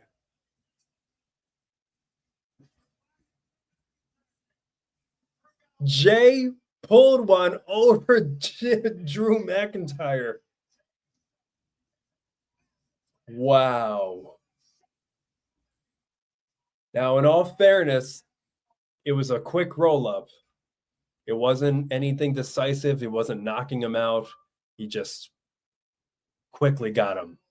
So you could send Drew off. Okay, new idea. You could send Drew off fuming, just absolutely fuming, going on a rampage, maybe going after Jey again.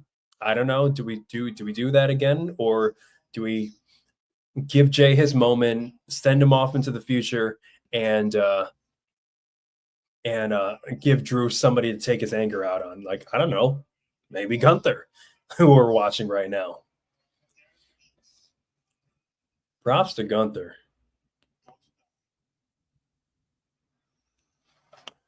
I could totally see Gunther and McIntyre. That would be good. Yeah. Yeah. No, I could see it. Jey Uso dethroning Gunther for the world championship. That would be some shit. That would be crazy if Jey Uso dethroned Gunther, and Gunther feels like the final boss for Jey Uso. Gunther, the ring general. I could totally see that. Kathy Kelly's back. Another another backstage segment. And Gabriel Iglesias again. Oh my God, holy promo. Gabriel Iglesias just adorned with WWE and Netflix on a shirt. Oh my God. That was like handmade for him.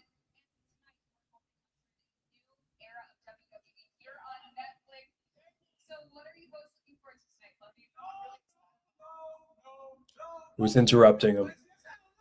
The New Day is interrupting Gabriel Iglesias. Wow. Wow.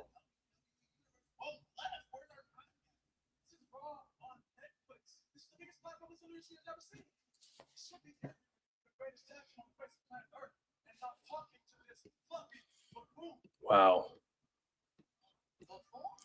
That's rough.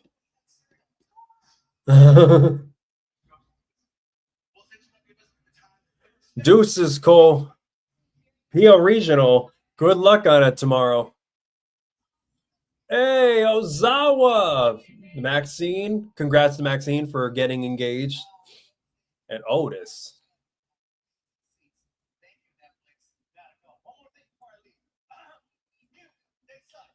No. Gabriel Iglesias. Oh my God, you slay me. Come on. Are we gonna watch the New Day versus what are they now? Ozawa and Otis. We got another backstage segment of Tribal Chief Roman Reigns and Paul Heyman.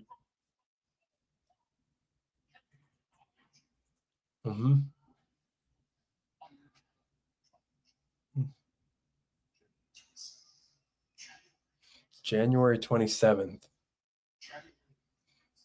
where he addresses.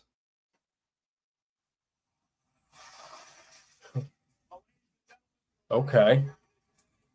Well, something's happening January 27th with Roman Reigns. And now we see a very focused and angry Seth Rollins. This is going to be the main event. I assume so. I mean, it's 10:23. Maybe something happens in between then, but we'll see what happens. But this is the one I'm most interested in. This is the one that's probably going to last the longest because, well, CM Punk and Seth Rollins absolutely hate each other. I mean, you saw the promo that they dropped for the promos that they dropped on each other. They didn't pull any punches, guys. They straight went for the jugular. CM Punk told it, or actually it started with Seth Rollins saying that CM Punk left. He left for 7 years, and then when he came back, he only came back for a boatload of cash, and he joined the competition. And he's like, "How'd that work out for you?" And everybody was like, "Oh my God," referencing AEW and all the terrible things that happened with him there, despite the MJF feud. And then he came back, and now he's only here because he wants a buttload of money. He's not here to make friends and everything. And Seth Rollins said, "I put this whole thing on my back, and I protected WWE from you, and that's exactly what I'm going to do," almost referencing what Adam Page said to him. And CM Punk said, "Hey, like, you took your ball and went home." That's exactly the line of, and he didn't say the name, but it was exactly the line straight from Vince McMahon. He was like, "What pariah, named you so-and-so? He hated me, but he loved you." And they're like, "Oh my God." And he's like, "You don't know the meaning. You went home, and your wife, I don't see the man around, and she went home." And also then Seth Rollins came back and said, "Well, yeah, you know what? Guess what? Like, you went home. Yeah, she's taking care of a kid, which you don't know anything about. I'm like, you guys are going after each other's marital statuses and your kids. I'm like, oh my God, there's definitely an intergender tag match coming up soon. My God. So, I don't know. We'll see how this goes. I imagine it's going to end in, a hell of a lot of fighting. They said it was a fight, not a match, a fight. And Seth Rollins is known to call, CM Punk a cancer beforehand. He knew exactly what he was before, and they hate each other. Actually, Seth Rollins hated him. I don't know if they buried the hatchet. They could for all the money that they're about to make, but they absolutely. This is when a story is blended with reality. It is the best feeling in the world, and you don't know what's real and you don't know what's fake, and you don't know where the animosity ends and the showmanship begins. But if you can bury the hatchet backstage and just have a good match that plays on all of those little notes and all those little elements, it's so much better. I can't wait to see this. All right, let me go back. Let's see, WrestleMania, April 19th and 20th. Okay, cool. And I think we're back. Yep.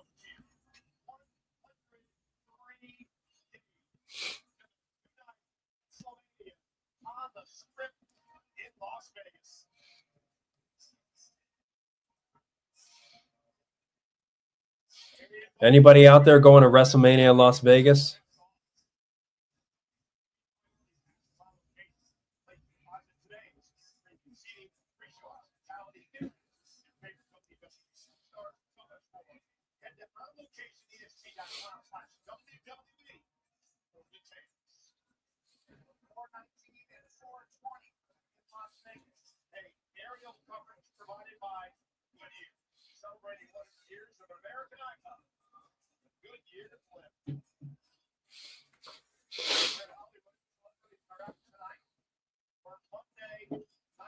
We're about to show some other celebrities.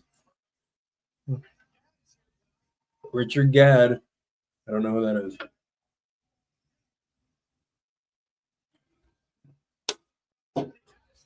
Tiffany Haddish. She's loving it. Who else we got? Stephen Amell.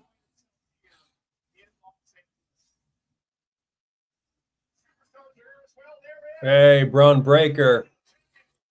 Why isn't he not fighting? When?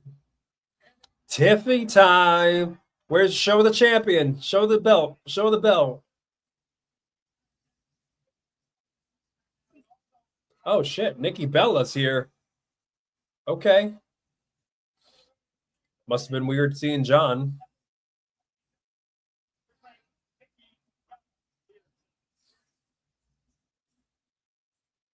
Oh, the days.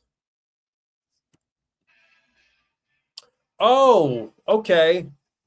Never mind. That's not next. You know what is next? Hulk Hogan returns with Jimmy Hart waving the American flag in the front. Oh my God. Wow, he is hobbling out there.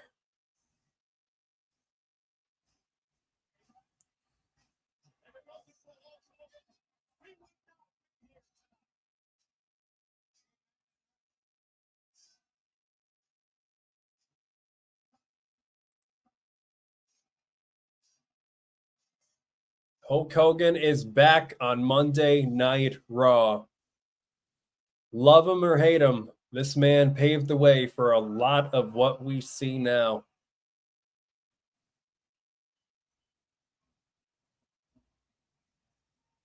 Oh, and the subtitles say crowd booing.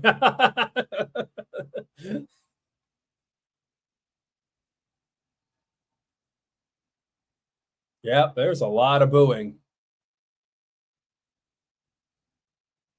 There's a lot of booing.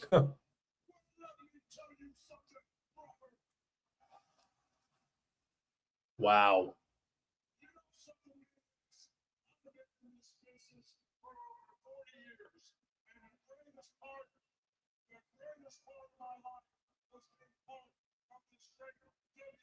He's having a hard time talking over the booing. Oh my God.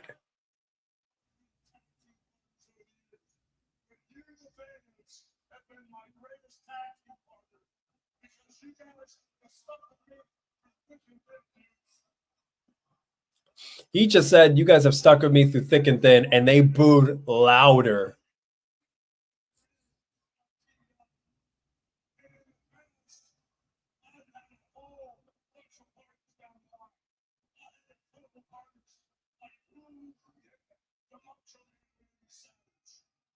Wow.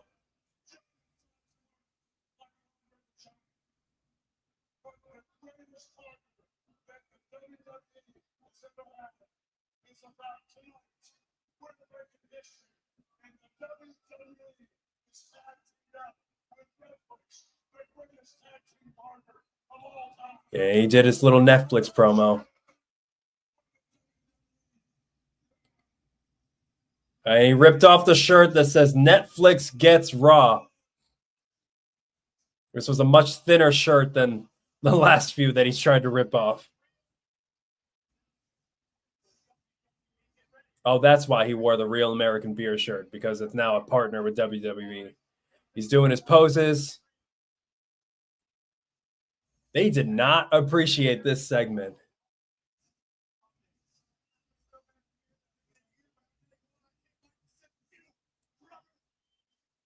Wow. They hated that. Hey, Dakota Kai. What's going on here? Dakota, Lyra.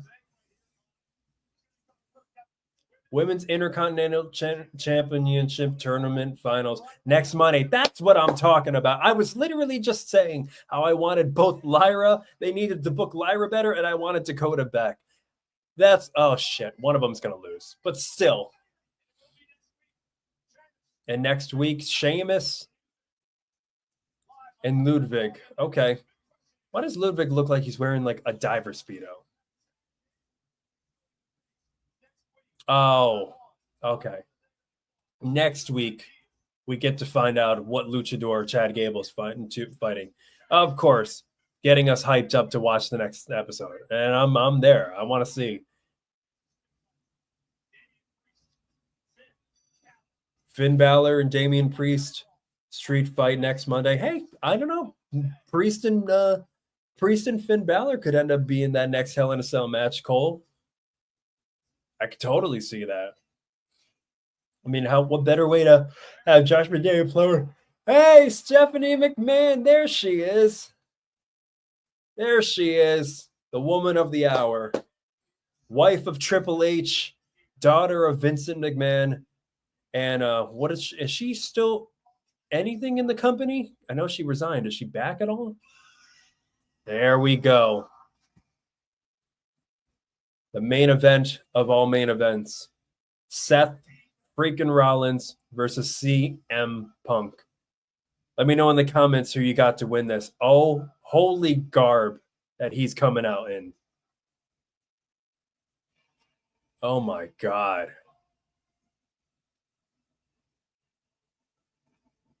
Do we see any returns after this?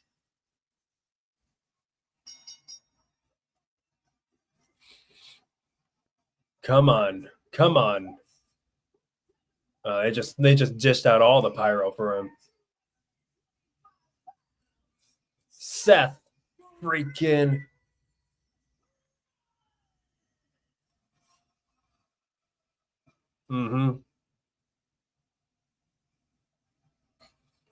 Oh, they got a decibel counter. That's hitting over 106, 107. That's awesome.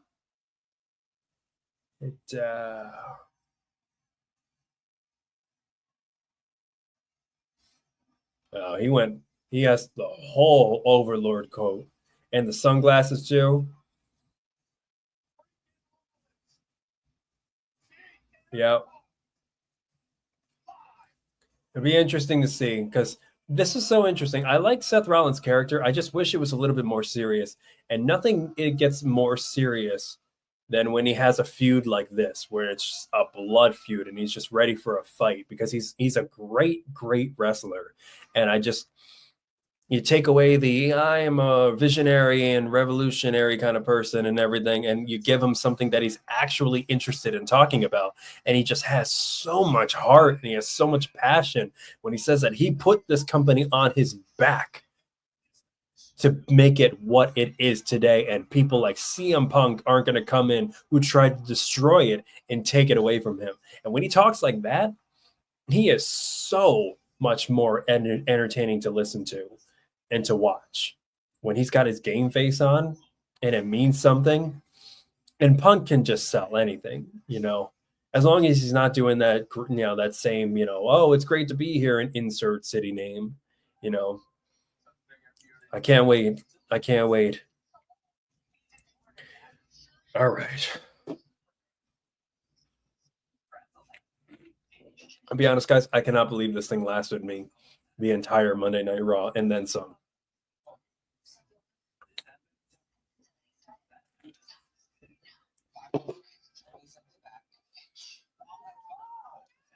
What have you guys been thinking so far?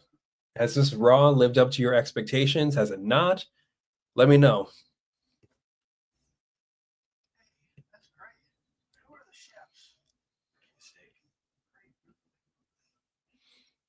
Great Google and Moogle. Whoa. I just realized I haven't had dinner and they're playing the Subway now. Are you kidding me? But you know what? Thank God for Grubhub. Even if it's almost 11 o'clock at night, there's got to be something out there, Yeah, Come on. I think so far, I think this has lived up to the expectations. It might have been maybe a little bit overhyped. I mean, actually, at the same time, I say overhyped in the sense that we were expecting a lot of. Yeah, Ray, I feel that too. It's been a long day for all of us, but that's the benefit of Monday Night Raw is that it's a nice cap to the day. I think it's been a good one, but I say underwhelming, not in the matches in the segments that we expected. I definitely wasn't expecting Hulk Hogan to get booed like that, and that was pretty crazy. But we were expecting a lot more returns, and we didn't really get any of the surprise returns that weren't unannounced. Maybe it's because we're so close to the Royal Rumble. I don't know. They'll just be saving it for that. But I mean, right now we have about 20 minutes to the top of the hour, so anything can happen. Maybe some returns. Who do we expect returning? It's definitely not Charlotte at this point. Possibly Becky, maybe AJ if we're feeling lucky. Who else could return at this point? I don't really know at this point. But overall, a great Raw, a great first Raw on Netflix. We got through the first one where they're doing is thanking Netflix. Hopefully that doesn't happen the next time or the next time after that. They got through the first one. So, great. I get it. Have to please the partners and everything goes well. I wonder how Netflix feels about their their little screens on the sides of the ring being broken every time a giant wrestler runs into it. I really did not expect them to boo the hell out, boo Hulk Hogan out of the arena. And he really just came to say Raw is Netflix and drink real American beer with Jimmy Hart. It wasn't a big segment. I wonder if the segment was like slated for longer or not. It seems like they're trying to cut some things short. Maybe some things are going a little bit over. Who knows?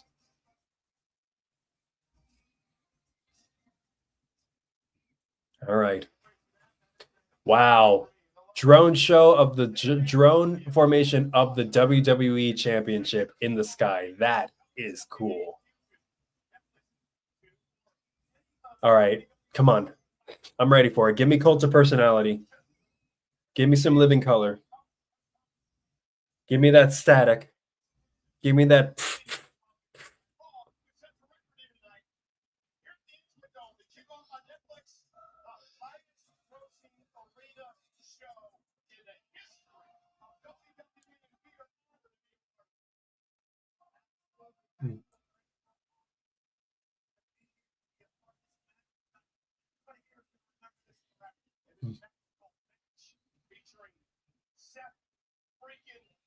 Come on, guys.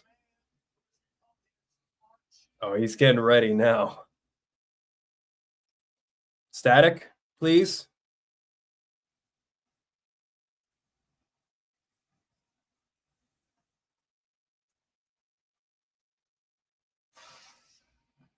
There we go. Look at those graphics.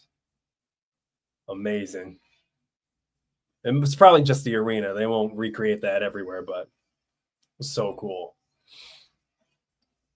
In my eyes, what do you see? Cult of personality.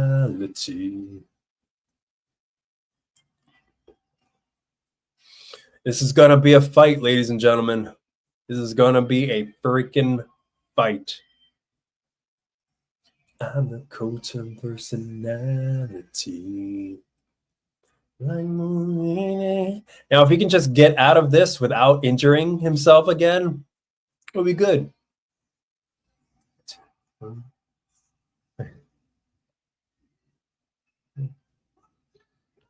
Just eyeing the drone. That's funny.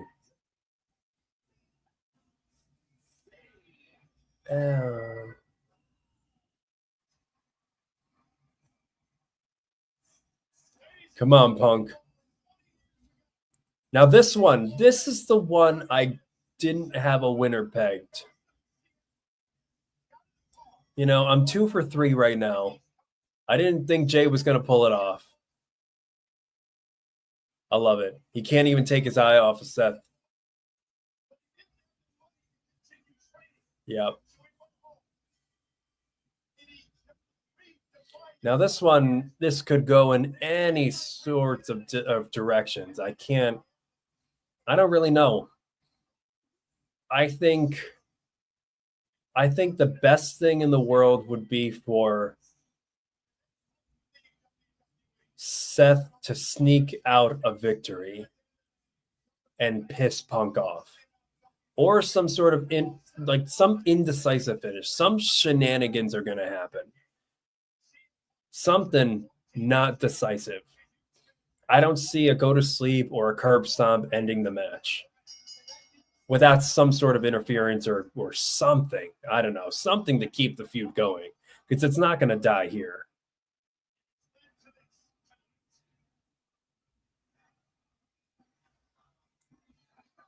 Because this was supposed to be a Mania match and then turned out to not because Punk got injured.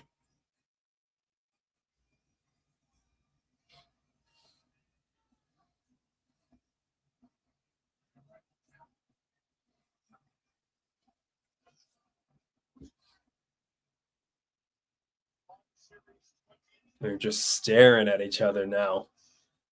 Just shaking their heads. Yeah, we know what we're about to get into. Rollins is just fuming. Here we go. Trading fists. Come on, let's go. Let's go, guys. Who hate one another. They said it's going to be a fight. Make it a fight.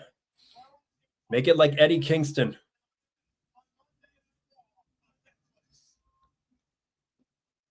I remember seeing Punk versus Kingston, and I was like, this is just a straight-up brawl. CM Punk over since that could have been bad for Punk. Punk out of the ring. Rollins dives. Punk into the barricade. That barricade moved way too much. Rollins is already ripping apart the announce table, clearing things. All right, this would be a good test. I want to see if this announce table actually breaks because that thing looks strong as hell.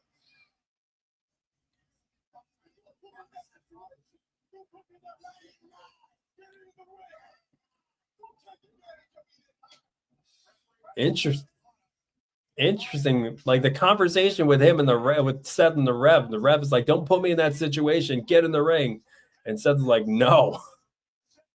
Punk into the barricade. Wow. He's destroying Punk. Oh, Punk just alley-oops him over the barricade. Punk on top, going for a dive. Yep. Diving elbow right to right to the head of Rollins. Out in the crowd. Now, is there still a time? This isn't no DQ, is it? It just said it was a fight. It's not. Is it no DQ? I don't know.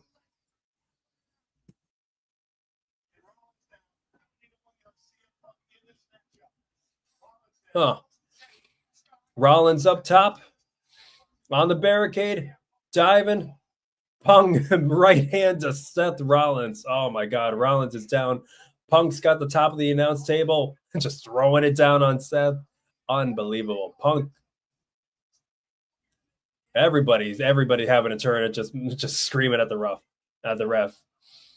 Punk put Rollins back in the ring. Okay.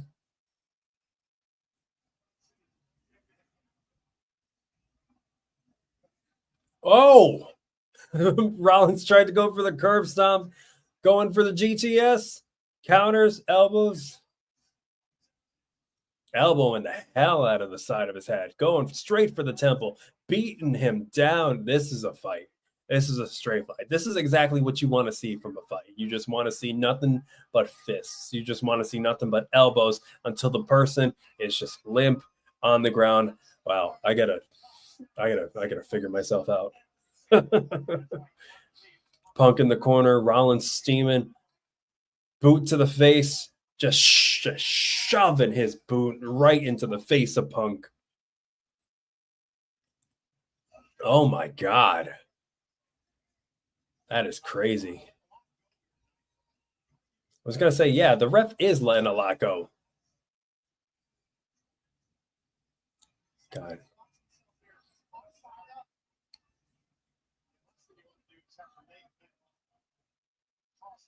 Come on. Okay, so it isn't a no DQ.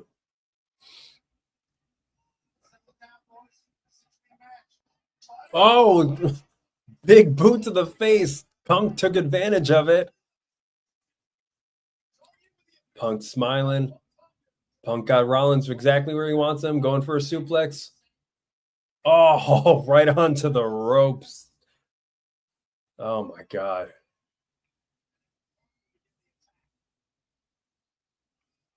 Punk pulling Rollins up to the top rope with him. What is he planning? Come on. Top rope neck breaker. Holy God. Oh my God. Punk's holding his head too. Wow. Okay. Pleasantly surprised here. That was pretty good. Didn't expect Punk to go up to the top rope with Rollins and do a swinging neck breaker on him. Okay. Nice. What do you think so far, guys? Who do you got to win? Thanks for sticking with me so far. It's 10:48. We are at the main event of Seth Rollins for CM Punk, and they are taking it to each other. They are at a pure, almost bare knuckle fight. The ref pretty much has nothing he can do to stop these guys. He's not even counting them out. He's just letting them go into the crowd. He's barely pulling them away. At this point, what can you do other than just watch these two guys just go at each other? Unbelievable. Love it.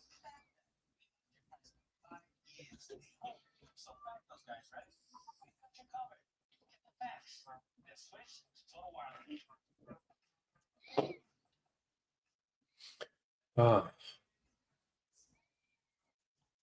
going to say, based on how things are going right now, I'm going to say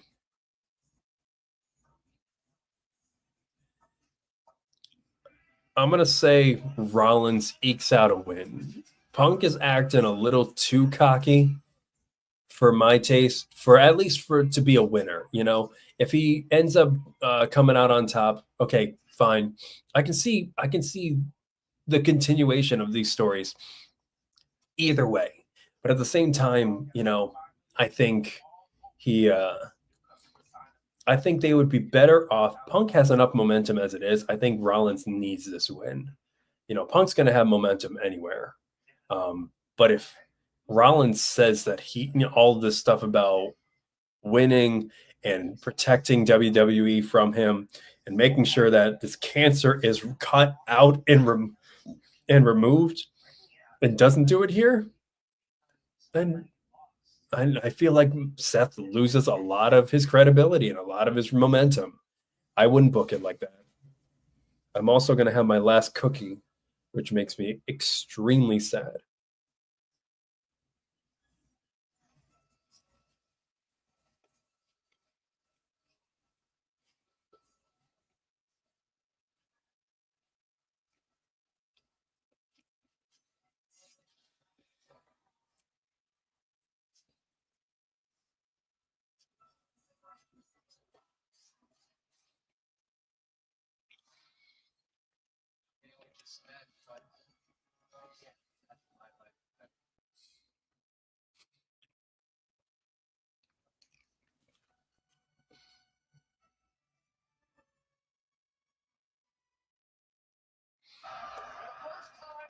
And we are back. I'm in mid-chew of my grandmother's cookie. CM Punk, Seth Rollins, pretty much killing each other. Seth Rollins having Punk in the corner, sizing him up.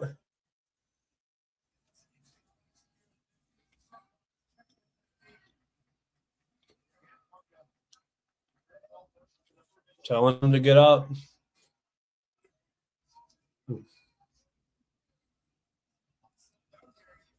I can't tell if Punk is like actually tired or he's just like acting like it, but he's been acting a lot. I mean, he's not a spry chicken anymore, but like, you know, he's looking really winded already. He's slapping the hell out of Punk right now. Maybe Punk does pull out a win here. Oh,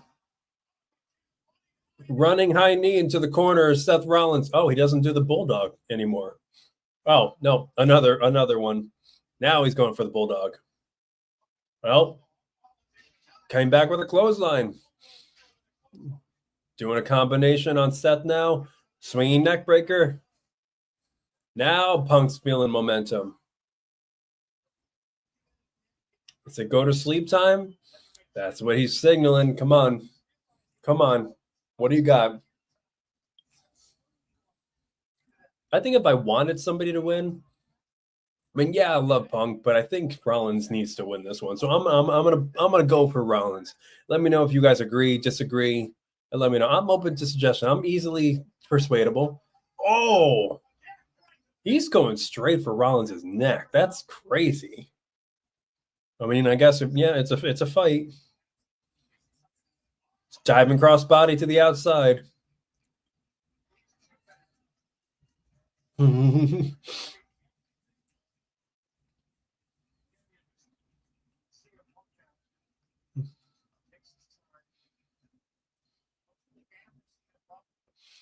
Punk taking his time, bringing Seth back in. Seth back in. Punk to the top rope.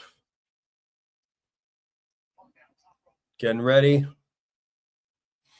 Diving crossbody. Rollins catches him, rolls through. Oh my God. Rollins got Punk up on his shoulders. Hits him with a go to sleep. Oh my God. Oh man. Oh, and it hit him straight in the forehead. It actually hit him. Holy crap. Okay, Seth Rollins. Playing dirty as hell. I love it. Wow. Rollins stalking a lifeless Punk outside. Singing Seth Rollins' music. Seth Rollins saying to Punk as he's kicking him in the face, "Do you hear that? They're singing my song." Rollins just eating it up right now.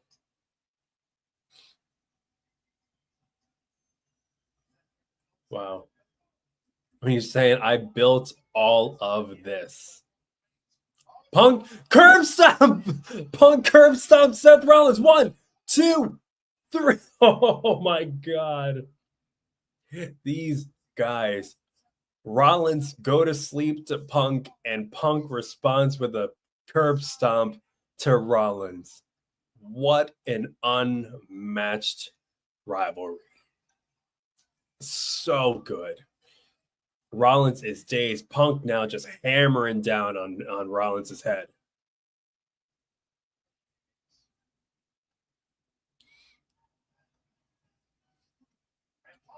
Punk go to sleep. Okay. Going for the GTS. He got caught. Rollins put him on his shoulders. Another GTS to Punk. 1, 2. Oh! Just at the last second, Punk kicked out of a second GTS by Rollins. My God, Punk is actually taking those GTSs. Like his head is actually connecting with Rollins' knee. Rollins setting up for a curb stomp again. Punk moved out of the way, rolling out of the ring. Rollins out of the ring, following up with Punk. Punk back down on the ground, looking lifeless. Rollins says, "Go away like you always do." 10 years ago. Rollins and Punk on the table.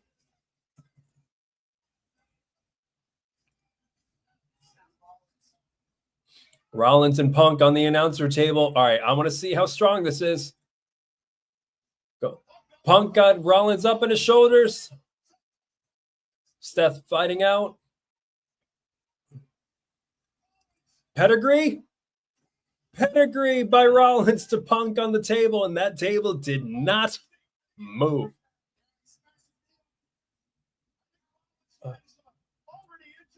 They're saying they think Rollins hurt his already injured knee. I forgot he had an injured knee. Bringing Punk into the ring, getting ready for another pedigree. Second pedigree. Rolling Punk over, cover. 1, 2. Oh my God. These 2 counts are getting tighter and tighter. Oh my God. Punk kicked out from the second pedigree. Rollins looking pissed. Come on. Come on. Rollins, you can see it in his face. He's wondering what the hell he has to do to put this guy away.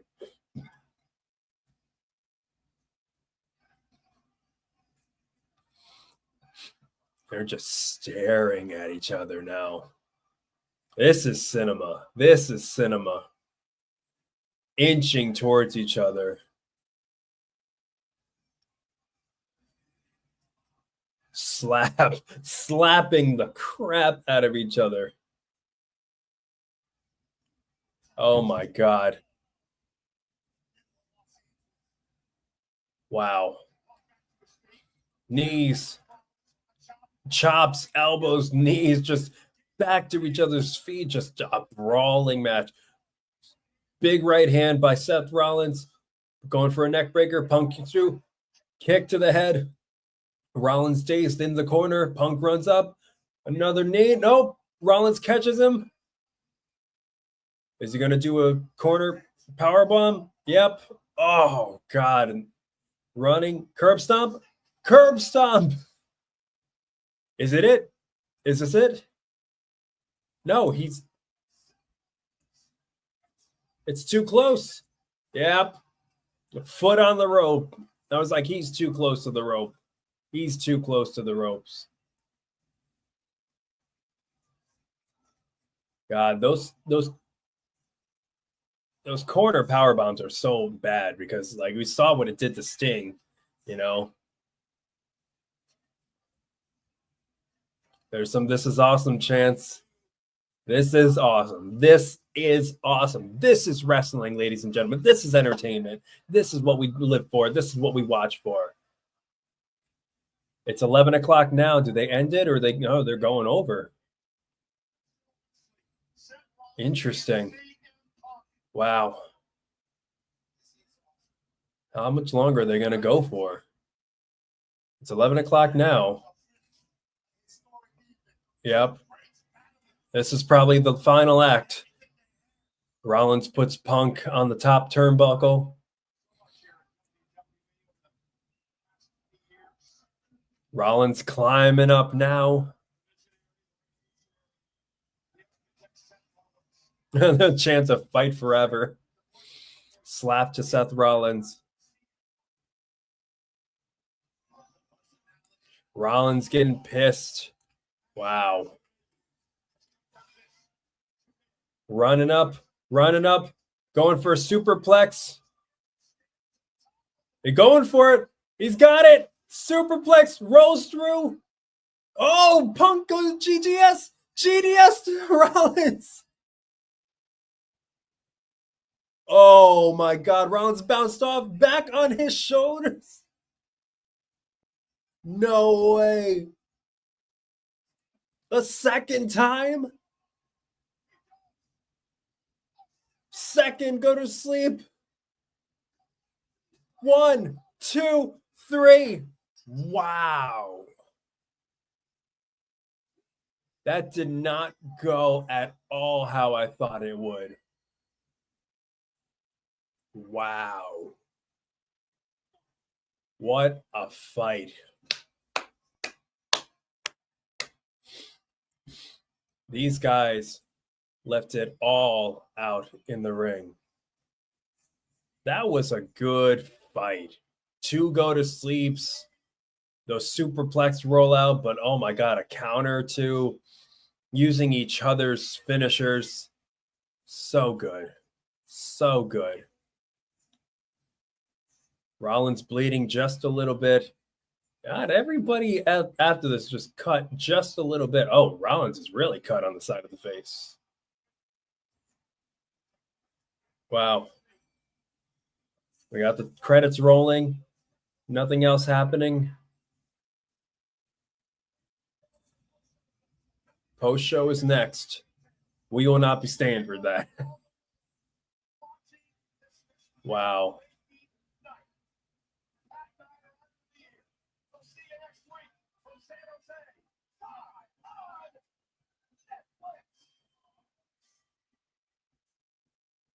Okay. And that was it. That was Monday Night Raw on Netflix, the first episode. Unbelievable. It was a great show. I think they did a very good show. It was a lot of it was expected, some of it wasn't. There weren't any really surprise returns. So I think we kind of like the internet kind of got the best of us at this point when we like just overhyped everything, but it's okay. It was still an unbelievable show. And I can't wait for the more to come. They've already hyped up the next episode. They've hyped up Royal Rumble. They've even hyped up like Elimination Chamber and then WrestleMania. So I can't wait to see more to come. Thank you for everybody who stuck with me. And for those of you who are coming and checking it out after the live stream, check out the next live stream. We'll be live streaming every single Monday Night Raw. I look forward to seeing you, and you're bringing your creative mind and your love for wrestling to the game, to the stream, to the comments, and beyond. Thank you guys so much for being here, from one artist and wrestling fan to another. Stay creative, and I'll see you again.